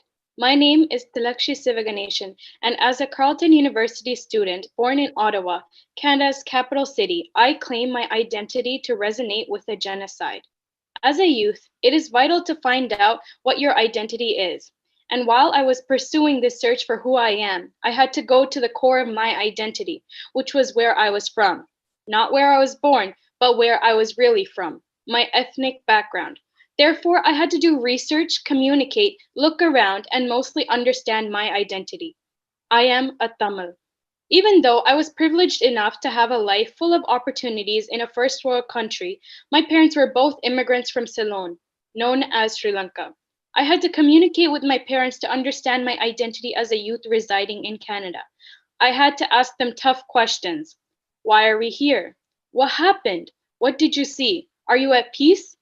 These questions are for anyone who escaped war are not easy to answer. Some left my parents in tears, and others made them question their own identity. But these answers brought me closer to my identity. As a youth, my identity is a genocide. This might not surprise some after the social media trend of I am a Tamil, genocide is a part of my identity that went viral. But a simple post, a hashtag, does not do enough to educate our youth, our future. This hashtag brought the attention and the acceptance of a genocide, but simply is the bare minimum for all the lost lives at this war. We as a society need to educate our youth about our identity, make them understand why they are alive today, and acknowledge all the lives that didn't make it and condone for them. This is how genocide plays a role in the youth's identity. Educating our youth will value our identity and show our gratitude for the safety and security we as children of these Tamils have in a first world country. A man once told me, your age is not an excuse for your lack of knowledge, it is your lack of curiosity. This relates to the concept of cultural differences. As a second generation immigrant, when I entered university, I told my mother, it is getting difficult to hold and carry my Tamil values and conform to Canadian culture. I'm not sure which one to reside with. My mother was confused, but it was because as a young child, I could carry both identities equally. Monday to Friday consists of school, and Friday nights to Saturday nights were filled with all the Tamil classes and events possible to fit in those 3 days. Running from skating lessons to Sangeetam classes, my parents tried their utmost best to teach me of their culture and made sure I will fit in with Canadian culture. I was privileged enough to understand the difference. However, when I was 17, there was this event where people from around Canada were educating others about the Tamil genocide. I had little to no knowledge about what happened in Sri Lanka. So when the speaker said, "Does anyone have questions?"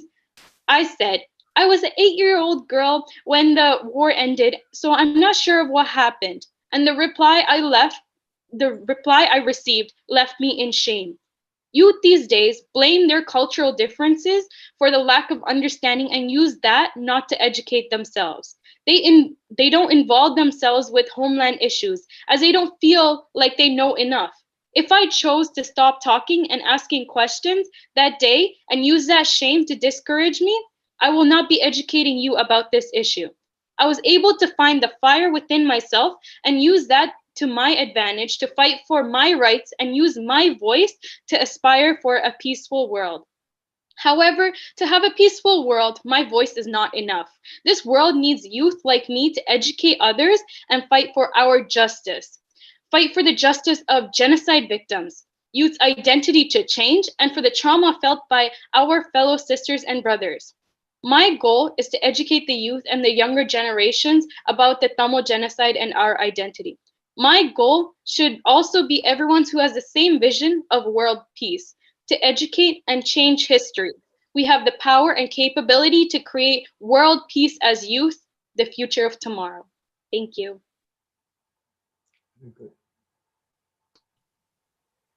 Thank you, Tilakshi Sivaganesan, for this wonderful speech full of hope.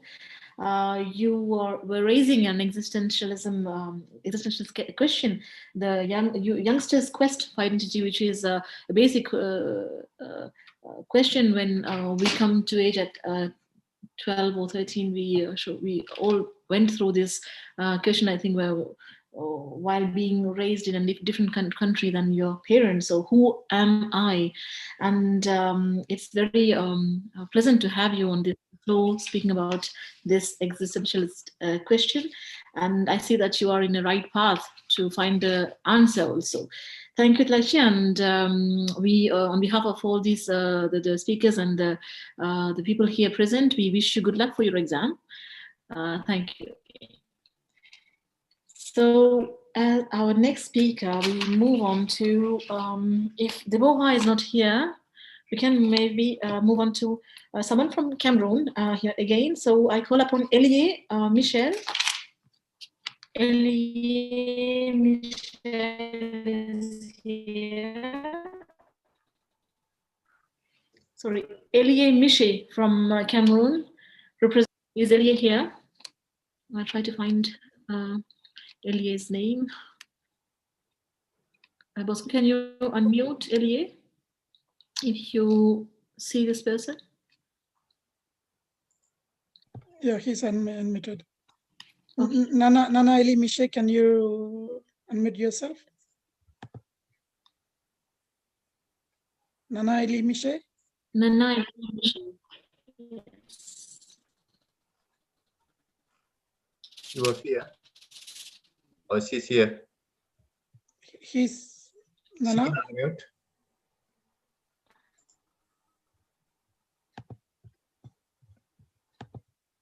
Can you please unmute yourself and Elie Miché from Cameroon? Okay, we can go to next people. Next person, I think he. Okay, he seemed to have some problem. If you can go to Rwanda, she's like getting late in their time. Okay, so Vivian Hirwa. hi. Yeah. Yes. I call upon Vivian Hirwa from Rwanda. Thank you. Good evening. My name is Vivian. I'm from Rwanda. I'm 23 years old. So my participation to this conference is to talk about the youth and their parents' trauma in the context of Rwanda. I want to go a little bit back in the background for me to make you understand the context. Rwanda was one of the last countries in Africa to be colonized. First by Germany in 1895, then Belgium from 1960. So the pre-existing ethnic groups of Hutu, Tutsi, and Kwa intermarried, and though with slight differences in matters of background and practices, they shared the same language, religion, and culture. However, when the Belgian colonial power designated people as Tutsi or Hutu, based on cattle ownership, physical appearances, church records, they then introduced the ethnicity card. Those cards during the 1994 genocide against the Tutsi will be used to determine whether a Rwandan lived or died. So in the genocide against the Tutsi in Rwanda, more than 1 million people were systematically killed. All the national structures were dismantled, and Rwanda was without any security organs, no healthcare system, no infrastructure, no educational system, no legal system. So today, exactly 27 years later, as we are commemorating tomorrow for the 27th time, Rwandan youth constitute more than 65% of the whole population. Many of these children were orphaned or were so young during the genocide. They're born from survivors. Some of these children parents were incarcerated for the crimes committed, and others were born out of rape. Rape is one of the main weapons used in wars. And according to the UN figures, at least 250,000 women were raped in the genocide against the Tutsi in Rwanda. So these children born out of rape grew up bearing the stigma of children of murderers. They're shunned by their community and more often than not by their families as well. So they struggle with self-identity, social isolation, fear of rejection, and lacking a sense of belonging. So this trauma, whether it's being transferred from a broken community or affected parents, has an impact on our personalities and self-identity as we are the next generation. At some point, we are not allowed to be like other children, as we need to be caregivers of our broken community. So when we talk about this transfer, this transgenerational trauma or intergenerational trauma, as they call it, we were talking about how older people unconsciously or consciously externalizes their trauma into our personality, into their children's personality, meaning the offspring becomes the reservoir of the unwanted troublesome past of the older generation. So trauma can be transferred through words and through action, and it can affect us, the young people or the next generation, in two ways. Positively, in the sense that it sparks resilience, and negatively in the sense that youth lack a sense of belonging. It can lead to social isolation, lack of trust, low self-esteem, fear, anger, self-harming behaviors, PTSD, or even suicidal thoughts. In the aftermath of the 1994 genocide, survivors suffered from mental health and psychosocial problems at high rates due to inconceivable atrocities they've lived through or witnessed. And this generation of parents pass their grief and sorrow onto their children by merely experiencing trauma to the children, and you can hear this into young people when they say, like, they beat us or they killed us, while they did not even witness genocide in the first hand. So on the other hand, the offspring of perpetrators are not safer, as they develop a sense of shame, which could result in trauma as well. So both of these cases had to be addressed for us to have a future generation that is united and is aiming at a common goal. So for the past years, various intergenerational dialogues has been carried out to empower the youth, to educate the youth on the country's history, especially the genocide against the Tutsi, its causes, its consequences, and to emphasize on the importance of unity and reconciliation for the Rwandan community. And also these dialogues have helped parents to speak out, because most of parents were not able to talk to their children about the horrors they've lived through. So with this conversation, the youth are encouraged to heal and to embrace the collective national identity that we have as Rwandans. We don't consider ourselves anymore in the ethnic groups that destroyed our country. So we consider ourselves as Rwandans. And these discussions are held at schools, in different support programs, in different debates, through testimonies from parents. And these discussions are coupled with mental health care services that have been made available for the youth as well, because they've also realized so many symptoms of trauma within young people. And they've given us, they've allowed us to have a sense of belonging and the national identity as Rwandans. So these discussions have also provided a safe space for us to learn from, to deal and to overcome our traumas and those inherited from our parents and our community. Thank you so much. Thank you, Vivian Hirwa, for joining us from Rwanda. And we note your testimony of Rwanda's post-war era situation that you call trauma, and especially the psychological trauma. We note also that through debates, the youngsters, the youth's will is to heal the wounds of this trauma. Thank you for this presentation. And for the next speaker would be our next speaker would be Anjali Sridharan from France to present. Okay, so il est 20h.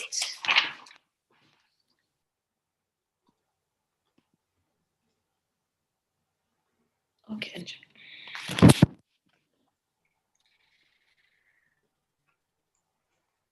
Policy of standardization, terms of facing educational discrimination just after the transfer of them to Sri Lankan state.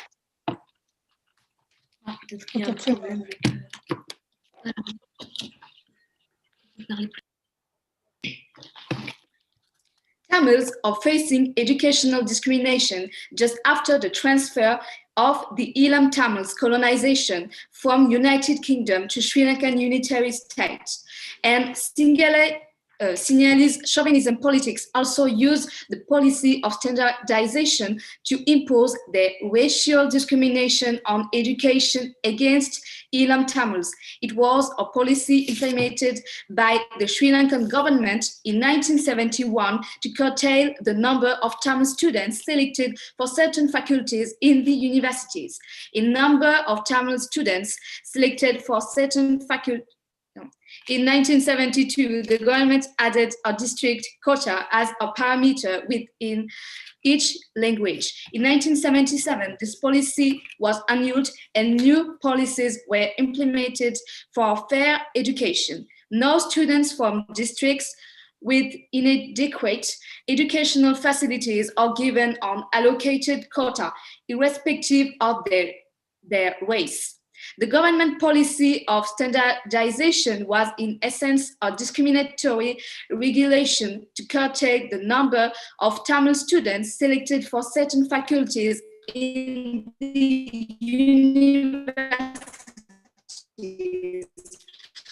The benefits enjoyed by Sinhalese students as a result of this also meant within the Sri Lankan university student population calculated based on language they sit. Numbers of allocations were proportional to the number of participants who sat to the examination in that language. As guaranteed before the exam, Tamil share was dropped to the proportion of the Tamil medium students. According to 1971 exam results, a large proportion of the Tamil allocation was enjoyed by Tamils in Jaffna, and a large proportion of the Sinhalese share was enjoyed by the Sinhalese in Colombo. In 1972, government added district quota as a parameter within each language. 30% of university places were allocated on the basis of island-wide merit. Half the places were allocated on the basis of comparative scores within districts, and an additional 15% reserved for students from underprivileged districts. A lower university entrance qualifying mark for Sinhalese medium students was also introduced in 1971 for science faculties. Several issues provided the focus for Elam Tamil alienation and widespread support, particularly within the younger generation from Sinhala extremist movements, with government-sponsored settlement of Sinhalese in the northern or eastern parts of the island, traditionally considered to be Tamil region, has been perhaps the most immediate cause of intercommunal violence. Among the issues were the language, education, economical blocks problems, which were only the root cause of youth Tamils came on resistance against Sinhala occupation.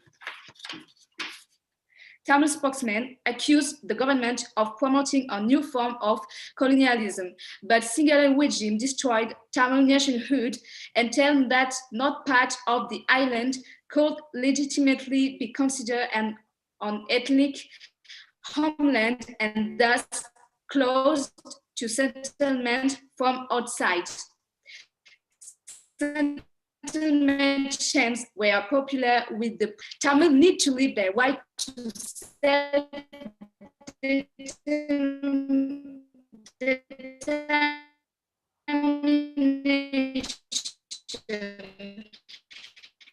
and currently On vous entend plus. Hein. Union and different United Nations agencies continue to support Sri Lankan racial regime against Ilam Tamils. I guess And he has they some network should issue. stop to support the racial discrimination against Ilam Tamils. Thank you. Okay. Hello, can you hear me? Oui, maintenant on vous entend, mais la fin on n'a pas entendu, mais c'est pas grave. De toute façon, il y aura un rapport, donc. So continue, next speaker. I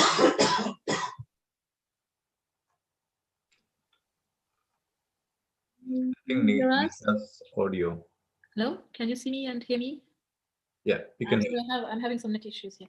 So thank you for your presentation on policy of centralization of Sri Lankan government.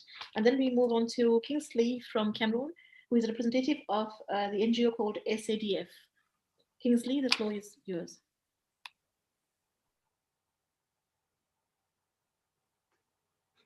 So his mic has to be unmuted. Now you can speak, Kingsley. Good evening, and thank you all once again for this wonderful opportunity for one to really express the issues we face this week, especially as concerning the women minorities. And tonight I'm going to talk about the early and forced marriage in which we here in Africa and precisely in Cameroon we experience in northern Cameroon as a form of case study. Before we start, please permit me to give this small experience because somehow indirectly related to a family in the northern region of Cameroon.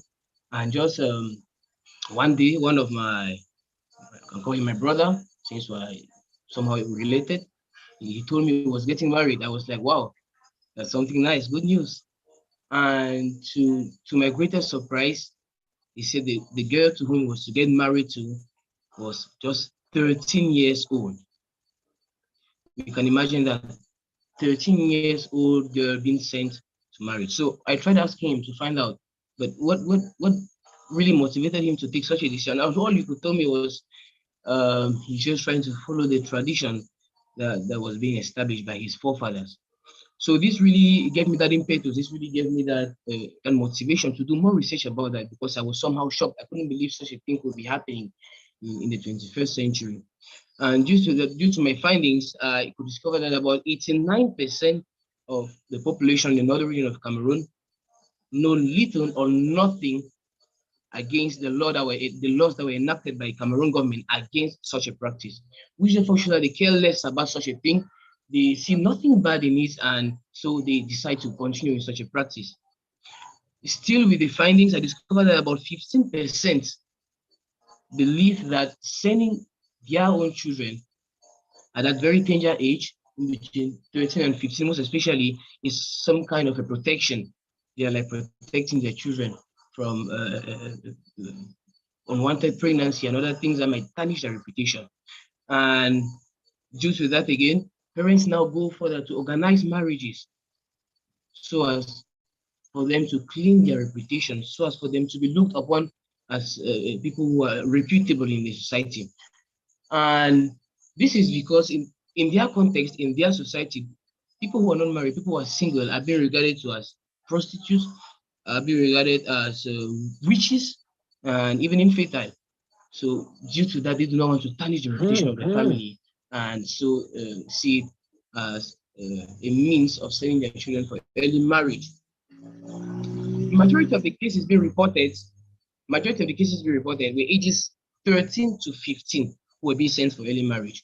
And even scientifically proven it is not correct, because due to that, they tend to have so many health issues and even give birth to children who come out prematurely or who have some kind of physical ailment like brain damages.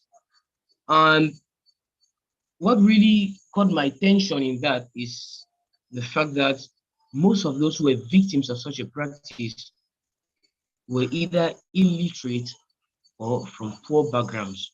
But those who were the bourgeoisie, those who were from the wealthy families, they did send their children to school. Some were even lecturers in universities, which therefore that the law applied more. Their custom, not only the law, but their tradition and custom applied more on those who were either illiterate or who had no means. The Cameroon government has tried to make some attempts, has tried to put some institutions, some constitutions not in favor of that. They have really tried their very best according to their level, if I can say so, to no avail, because it happens that most of the people have a follow-up.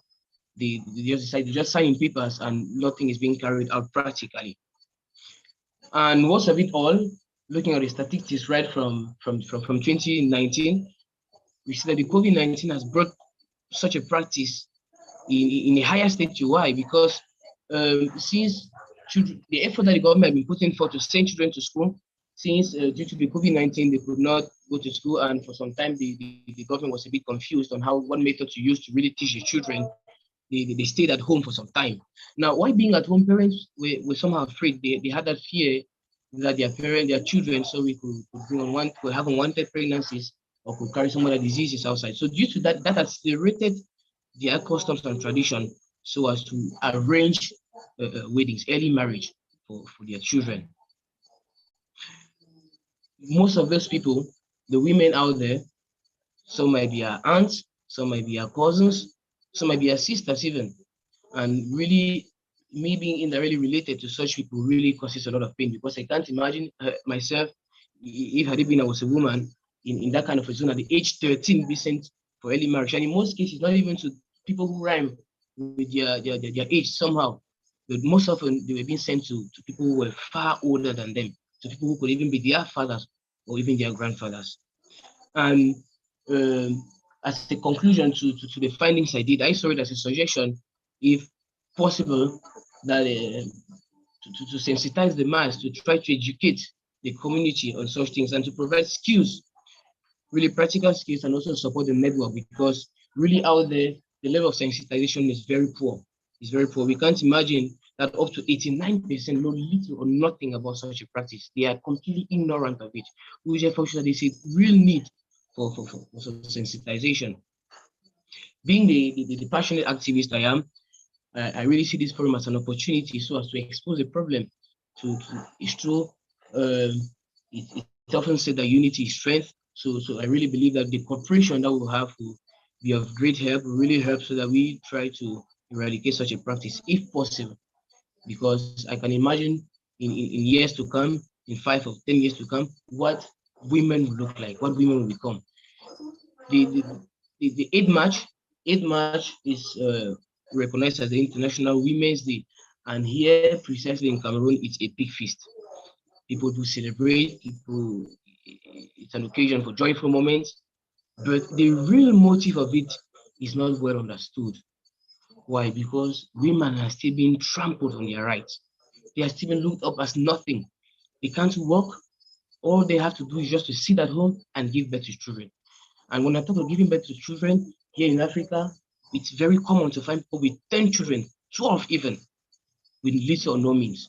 And imagine in such a situation, the parents, they themselves, the father, most precisely, the head of the family, has little or no means, is financially not stable, and just have to remove a small amount of money and give to the small girl in whom he calls as his wife, to be able to handle the house. Now, with that small money she has to struggle to feed the children.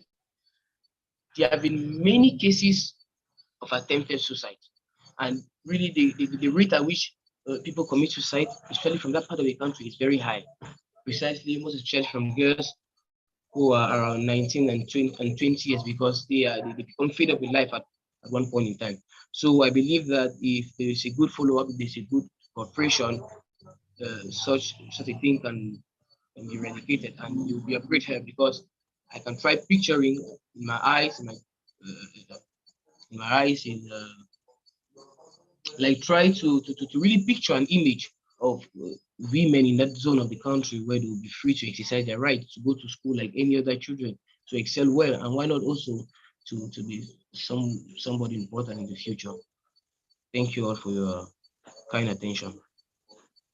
Thank you, Kingsley, for your wonderful speech about the problems faced by minorities. Especially, you drew our attention on the problem of marriages, of early marriages with little girls, underage girls, and you explained this by illiteracy and poverty. Thank you for drawing our attention to this specific problem. Our next speaker would be, so I'm trying to figure out if Benisa is here. Benisa from Bosnia and Herzegovina. She's representative of the Post-Conflict Research Center. Is Benisa Bibuljica is here? Is Benisa here? If so, can you please raise your hand so that I can unmute you? Okay, since I don't see you, we pass to the next speaker, who is Ms. Prabhakaran Achanita, whose dance we saw at the beginning of this forum. Prabhakaran Achanita is a representative of World Women Solidarity Association. Can we have Achanita alias Artana? Yes, can you hear me? Yes, Artana. Can hear you. Welcome back. Okay, thank you very much. So I represent the Association Culturelle des Tamouls en France. It's a French with Ecosoc status accredited NGO. And I'm going to talk about the struggle of women and families victims of enforced disappearances in Sri Lanka. During the bloody civil war from 1983 to 2009 between the Sri Lankan government and Tamils, Sri Lankan security forces committed numerous abuses and acts of genocide against Ulam Tamils, including enforced disappearances. For the last 12 years, United Nations report found credible allegations of enforced disappearances by Sri Lankan government forces against Tamils civilians during the final months of the war in 2009. Among the army units, the UN implicated in the worst atrocity at the war's end were those commanded by the current army chief, General Shavendra Silva, and the Defense Secretary, General Kamal Gunaratne. On February 14, 2020, the United States State Department designated Silva and his immediate family members ineligible for entry into the US due to credible information of his involvement through command responsibility in gross violations of human rights, namely extrajudicial killings. Sri Lankan security forces and intelligence agencies have intensified surveillance and threats against families of victims of enforced disappearances and activists supporting them since Gotabaya Rajapaksa became president in November 2019. The Sri Lankan government should fulfill its commitment to the United Nations Human Rights Council to strengthen efforts to locate the disappeared and bring those responsible to justice. Activists working in 8 districts in north and east of Sri Lanka on behalf of the relatives of the forcibly disappeared that there has been a significant increase in government surveillance and intimidation. One activist said that prior to a recent victims meeting, every one of the mothers got at least 10 telephone calls from different intelligence agencies asking, where is the meeting? Who is organizing the meeting? What is being said?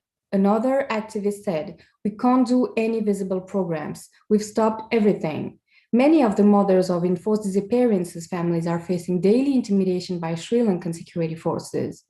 Thousands of Tamils are believed to have been forcibly disappeared in state custody between 1980 and 2015, especially the Rajapaksa regime, when the current president was defense secretary and his brother, current Prime Minister Mahinda Rajapaksa, was president. The issue concerning the handling of enforced disappearance cases in Sri Lanka is topical. Why is Sri Lanka known to have one of the highest number of disappearances and nothing is done to seek justice for the victims? The young girls and women are facing struggle from the occupied Sri Lankan security forces. Their family life are facing struggles under Sri Lankan unitary state occupation. The Sri Lankan government under Sirisena has created the Office of Missing Person, OMP, as a method of ensuring transitional justice on request of the UN Human Rights Council. However, the conditions under which this structure was established question the willingness of the Sri Lankan state to address enforced disappearances.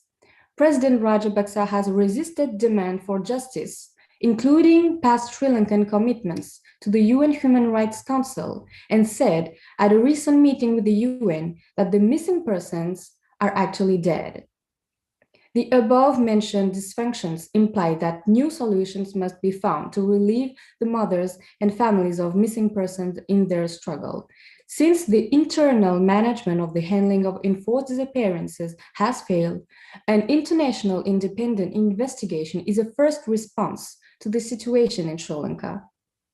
A UN special reporter for Sri Lanka will also be a solution for the respect of Tamil rights. The right of self-determination of the Tamil people is a legitimate demand since the policy of reparation is visibly ineffective. Impunity persists and Tamil victims face injustice. Thank you for listening.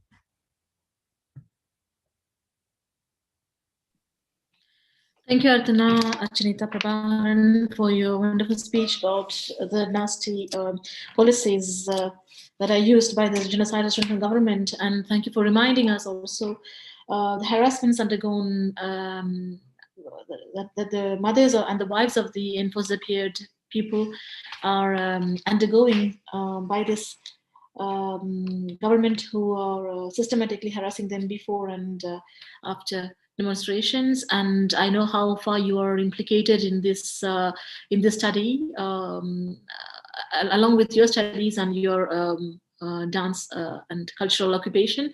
And I take this opportunity to congratulate you as well as your friends who are engaged with you in this cause to help these women there to raise their voice here in Europe, also mainly in the sphere of human rights, UN human rights mechanisms. So I really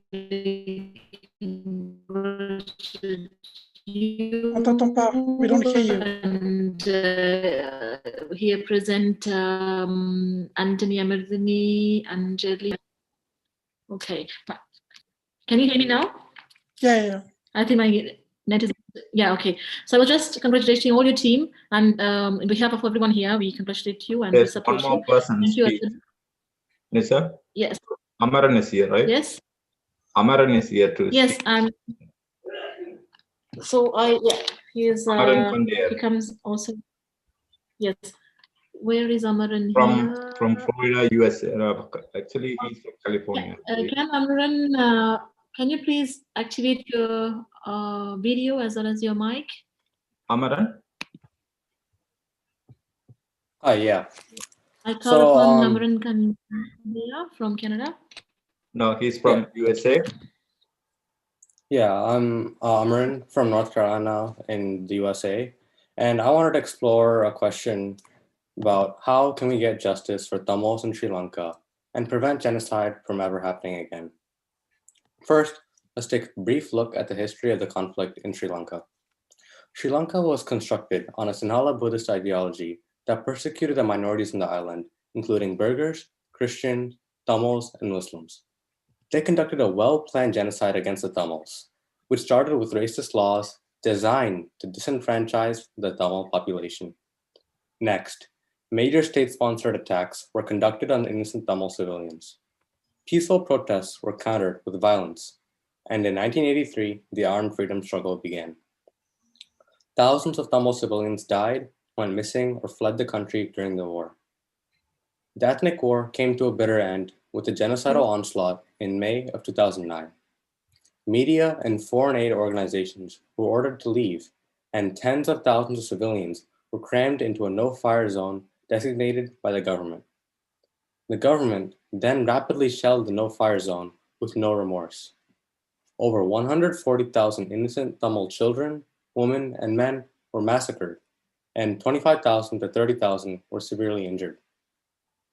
Afterward, over 100,000 civilians were locked up in internment camps where they faced rape, torture, and disappearances from singular soldiers. The Rajapaksa brothers who conducted the genocide are still in power, while the well-being and future of Tamils in the island look grim. Tamils have no rights or freedom to mourn the lost lives, and the Tamil-dominated areas in the north and east continue to be militarized. So how can we get justice for the Tamil people? First and foremost, there must be recognition. More than a decade later, the United Nations and member states still shy away from the use of the word genocide. Despite facts and evidence strongly supporting a legal finding of genocide, refusing to use the word genocide to describe the atrocities committed against the Tamil people is a slap in the face. The UN withdrew from the war zone around September 2008, thus enabling the genocide, which makes them partially responsible. Furthermore, by not using the word genocide, countries are freeing themselves of their responsibility to hold perpetrators accountable. The next step in achieving justice is getting accountability. The perpetrators of the genocide must be identified and tried in international criminal court. Moreover, all war criminals must be sanctioned and have travel restrictions placed on them. These criminals have no fear of retribution and travel freely around the world. This is empowering them to continue subjugating Tamil civilians to excess surveillance, harassment, and torture. Additionally, the Sri Lankan government must demilitarize the northern and eastern provinces of Sri Lanka.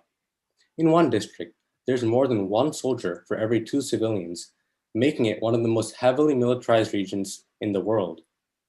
Even to this day, government-sponsored gangs continue to harass and threaten activists and civilians.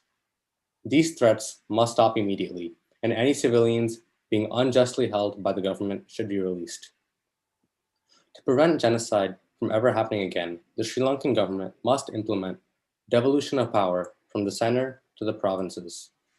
Allotting the Tamil provinces more autonomy will better allow them to implement policies that can help these war-torn areas develop. The United Nations must also formally introduce policies on handling ethnic conflict and the transition to peace. Its decision to pull out of Sri Lanka in 2008 was a catastrophic mistake that laid the groundwork for genocide to happen with no international eyes watching. 73 years ago, after witnessing the Holocaust, the member states of the United Nations General Assembly made a significant promise. Never again would they allow such a sinister crime to take place.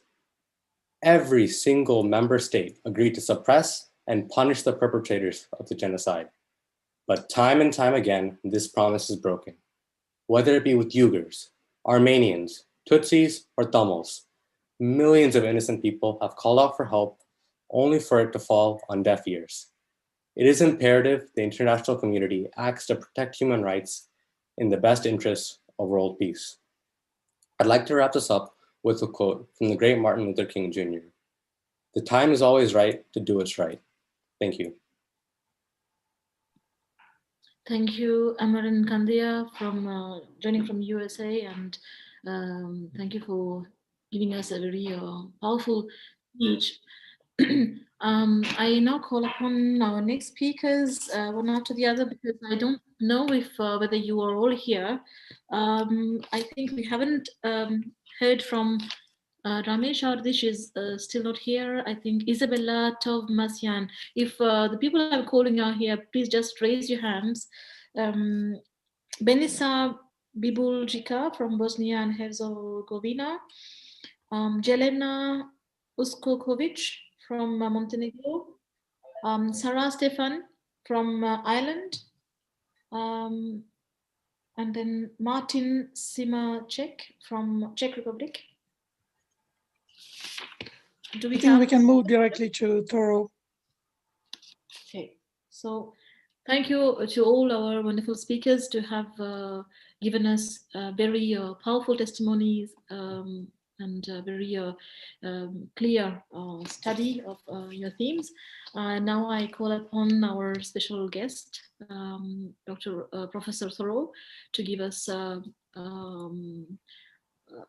your keynote speech. Thank you.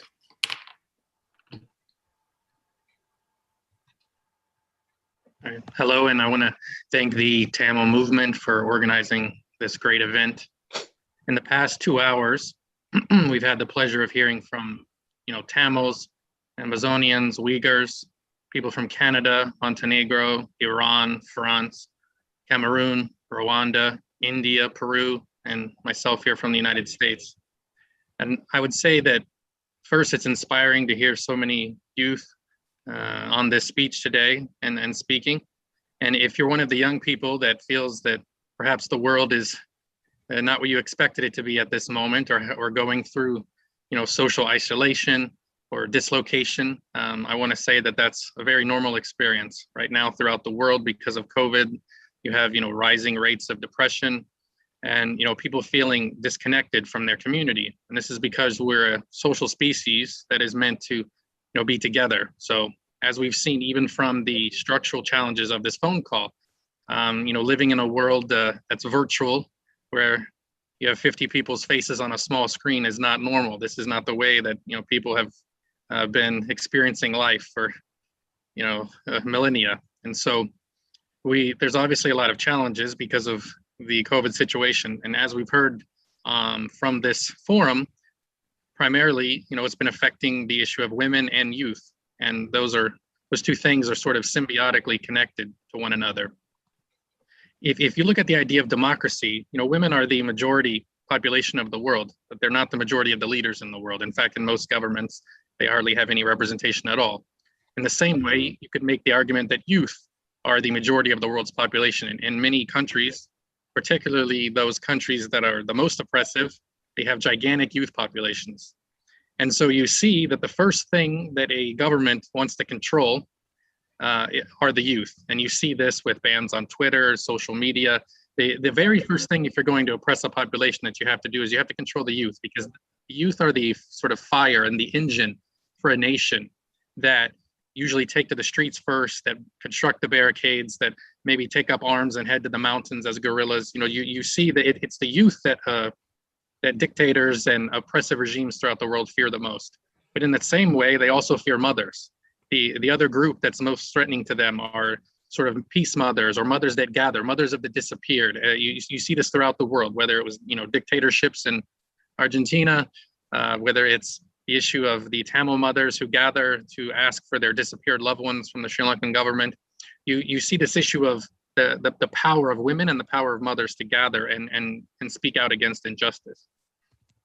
As far as the issue of democracy, to the issue of women, which many of our speakers have addressed today, the women are the most vulnerable in all situations, but especially in this issue of COVID, because of the fact that not only are women now losing their jobs at a higher rate, they're also expected to do all of the unpaid work and all the uncompensated labor. So now not only may women have to work outside the home, but when they come home, they're expected not only to be the mother, but the caretaker, the nurse. When someone gets sick, they're expected to care for them. And so the burden on women throughout the world has only grown in this current environment. Just some statistics, which I think draw out the harsh reality of women throughout the world. Sometimes we hear nowadays that, oh, we've sort of reached equality and things are equal, but that's far from the case. I mean, just in this last year alone, they estimate that 1/3 of all women in the world have experienced male violence. 58% of all women are murdered or killed by an intimate partner or family member. 70 million young girls between the ages of 6 and 11 are still denied schooling. 650 million women were married before the age of 18. So this issue of child marriage, which several speakers have addressed. You have 33,000 child brides married off every day. And in fact, that's growing during this COVID pandemic when girls and women are not able to attend school. And 500,000 women die annually from pregnancy complications. And that's only been made worse by the strain that COVID has put on our healthcare systems. So when you go through all of this, and then you factor in the fact that 200 million women and girls have undergone female genital mutilation, which some speakers have addressed, and the fact that women do twice as much domestic work on average, most of it unpaid, and the fact that women are the majority of the world's population, but only 15% of the landowners, only 25% of those in government worldwide, and only 5% of the heads of state, when they should be at least 51% of the heads of state if you went by population. Some of the other challenges for women and throughout the world is you get the combination of their sexuality being policed. They're either too covered or not covered enough. They're either too promiscuous or they need more control from the family. You have issues where the father and the brothers assign themselves the role of protector, to use in quotes, of the family's honor, and they sort of try to control the women through these means. And these are all issues that are only getting worse, unfortunately, because of the situation. In the current environment of COVID-19, you see that 23% of women, it's estimated, are thinking of leaving the workforce. And again, this is because of those domestic obligations that I spoke about earlier, where they're expected not only to do everything at home, but also work outside the home. Also because women are disproportionately in jobs such as marketplaces and selling goods outside. A lot of the states that have shut down and gone into quarantine, women are the first to lose their jobs in these environments, because women don't oftentimes work in jobs where they can work at home throughout the world. They're the first to experience this economic burden. Now, as far as solutions that we can look at, one of the first things that the United Nations can do is basically just provide funds. A lot of times we talk about issues of psychology or things socially, but really it's a material basis where a lot of this problem stems from. We need to be able to put cash into the hands of women, especially single women, women with young children, and women who have lost their jobs because of the pandemic. I would say as well that we need to address the fact that in this pandemic time right now, women are not attending school as much. They estimate that could be as many as 1 billion, women or young girls in this case are outside of school and not attending school because of the pandemic. So this is a very structural issue that we need to address. And a lot of the international bodies have estimated that it might take up until 2030 just to erase the damage that's been done from the past year, just in the rights of women throughout the world. So as some of our speakers have spoken about, I particularly focus on stateless peoples usually in my work, and we've seen some of that as well throughout the past speeches, whether it was, our speaker who spoke about the issue of, we've had several that spoke of the issue of the Tamil genocide in Sri Lanka. But we've also heard about the Uyghur situation in East Turkestan. We've heard, as I spoke about earlier, the situation in Rwanda and throughout the world. And it's important to realize that there's commonalities through all of these conflicts. Although the nations are different, the symptoms and the structural conditions are usually very similar. And what you have is you have a situation where these governments occupy and oppress, a stateless people usually, and women and youth bearing the brunt of that. And then they want to destroy the culture, which is why it was important that we had the cultural dance, I believe, presented here today earlier, because really culture is the incubator of a nation's identity. If you want to destroy a people, if you want to deny a people's existence, the first thing you want to do is destroy the culture. So it's very important for especially all the stateless people on this call to recognize that every day when you practice your culture, every day when you speak your language, every day when you wear your dress, every day when you even identify as something that a state wants to deny, you are committing an act of resistance, and one that is needed. And it's only through this combination of millions of tiny acts of resistance where the states that oppress their populations start to realize that they can't do that anymore. And so it's been very heartening to listen to all of these speeches. And I hope that all of you have gained something and that you realize that a lot of you have much more in common with each other than you may realize, and not to necessarily get caught up in the idea of which language one speaks, what race someone is, but to recognize that really throughout the world, it comes down to the oppressors and the oppressed, to the people that have rights and the people that don't.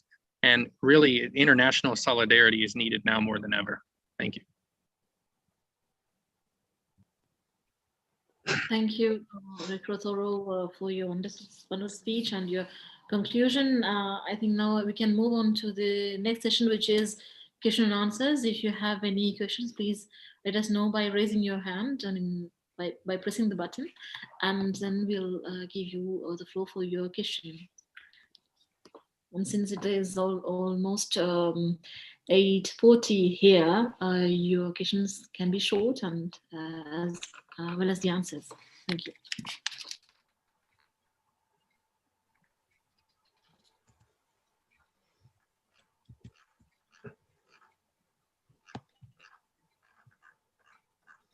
I don't think that any questions. I think Vivian asked a question, I think. Yeah, please raise your hand so that we can easily identify you and give an opportunity. Can be a question. Vivian, are you still there? So, Vivian? Yes, I'm there. No question for me, thanks. There is a person called Ernest Aki. Is raising his hand.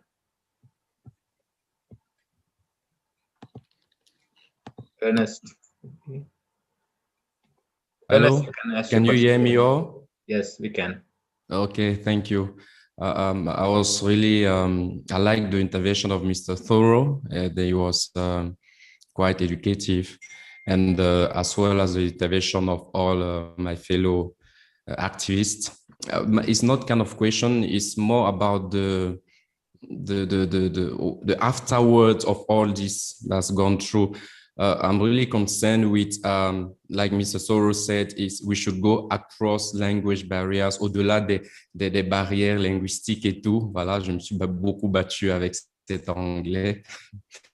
Et donc, de voir la suite de ce qu'on pourrait faire. Je ne sais pas, est-ce que l'administration ou le host, have you programmed or have you is a group, maybe a WhatsApp group, on program for the ongoing event of what we're going to do, maybe in sharing, it might be something else, or maybe a Facebook page on which we can share and just try and encourage ourselves on what to do and stuff. And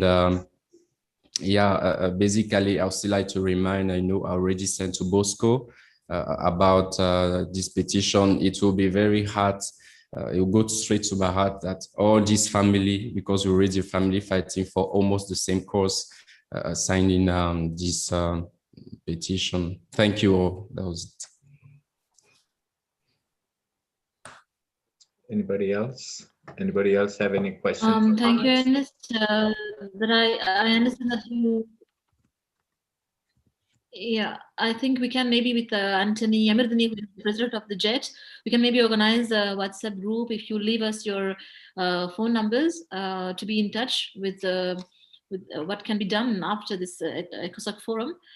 So maybe Amirdini and all the others from JET can come together to create a WhatsApp group so that we can exchange on the, as he said, la suite de cet événement. So if can we have some other questions from other people? For add, I think in future we should organize this kind of alternative conference together on the way first to share information, because I think it's really, I mean, at the peak of the events there was about 66 or 64 people on at the same time. So this is also very important. That's why I think it's very important that when we organize this kind of event, if you can also be part of the organizer by asking to other people to come together and participate for that, because this is the only way to create an alternative movement and work together. And I think yeah, I mean, I don't know if the person from, I mean, you know, it's really very good. So don't hesitate. And for more information, I will try to create a group, and also we can try to organize minimum one conference per month, and with a special rapporteurs, or also with the UN special rapporteurs, and also with the other member of parliament, etc. So yeah, it's possible. Thank you.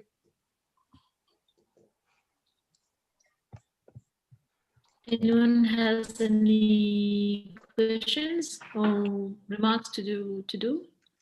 No, I don't have any questions, but I would like to I can just tell congratulate. you that. I would like to congratulate all the youths from around the world who has participated in this event. I've been very carefully noticing and listening to every single speeches done today. I want to congratulate them, and they have done a good job, and they did their homework. And I want to tell them, just keep it up. You are the future, not only to the world, also to the Tamils who is struggling to get justice for the victims. And again, thank you so much for every one of you. You guys did a good job. Thank you so much. And particularly, I would like to thank Kabir from Uyghur community. When we asked them, when we approached them, they came forward with the full willingness and cooperated with us.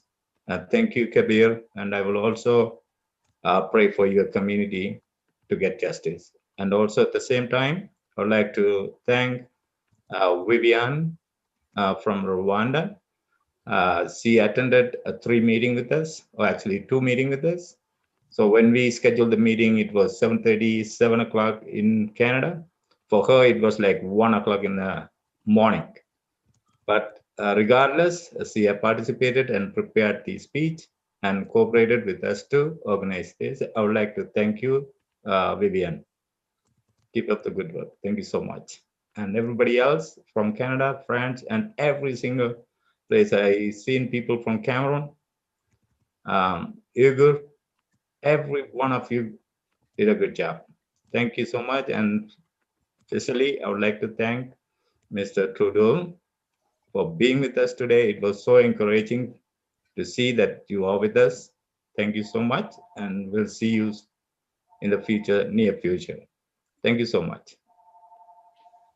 Thank you, Mr. Vimal Navaratnam, for your speech of thanking speech, because that this way you facilitate this task, because I was hesitating if I should do this, because since I look at the time, it's very late and I don't want to take much time doing a speech thanking everyone and each of you. But at the same time, I can tell you one thing. It's we already have Nico from the United Nations NGO. I mean, they are congratulating the Ecosoc Youth Forum, and they are congratulating especially the JET Association for this effort to organize this event, and they are very much impressed by this event, and we already have some positive echoes, and that is a good sign. So if please remain with us, we have to be united and to have this international solidarity. So I don't know how we can organize that, but maybe you can send us your email address and your telephone number, so that we can create a new group of this youth forum and to keep in touch in this way. So maybe Bosco, you want to add anything before we end up?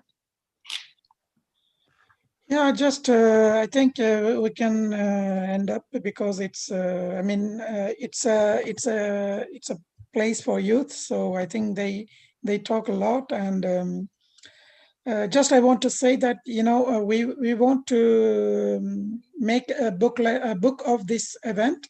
So please, for the people who want to send us, please send us about because a few people are already sent it. So for those who didn't send it, please send it again. we need a small biography of each people who intervene. Then we need also about their intervention, about 600 or 700. Full text of their. Yeah. Then also you can give us a written format statement, which is about 1,500 to 2,500 words.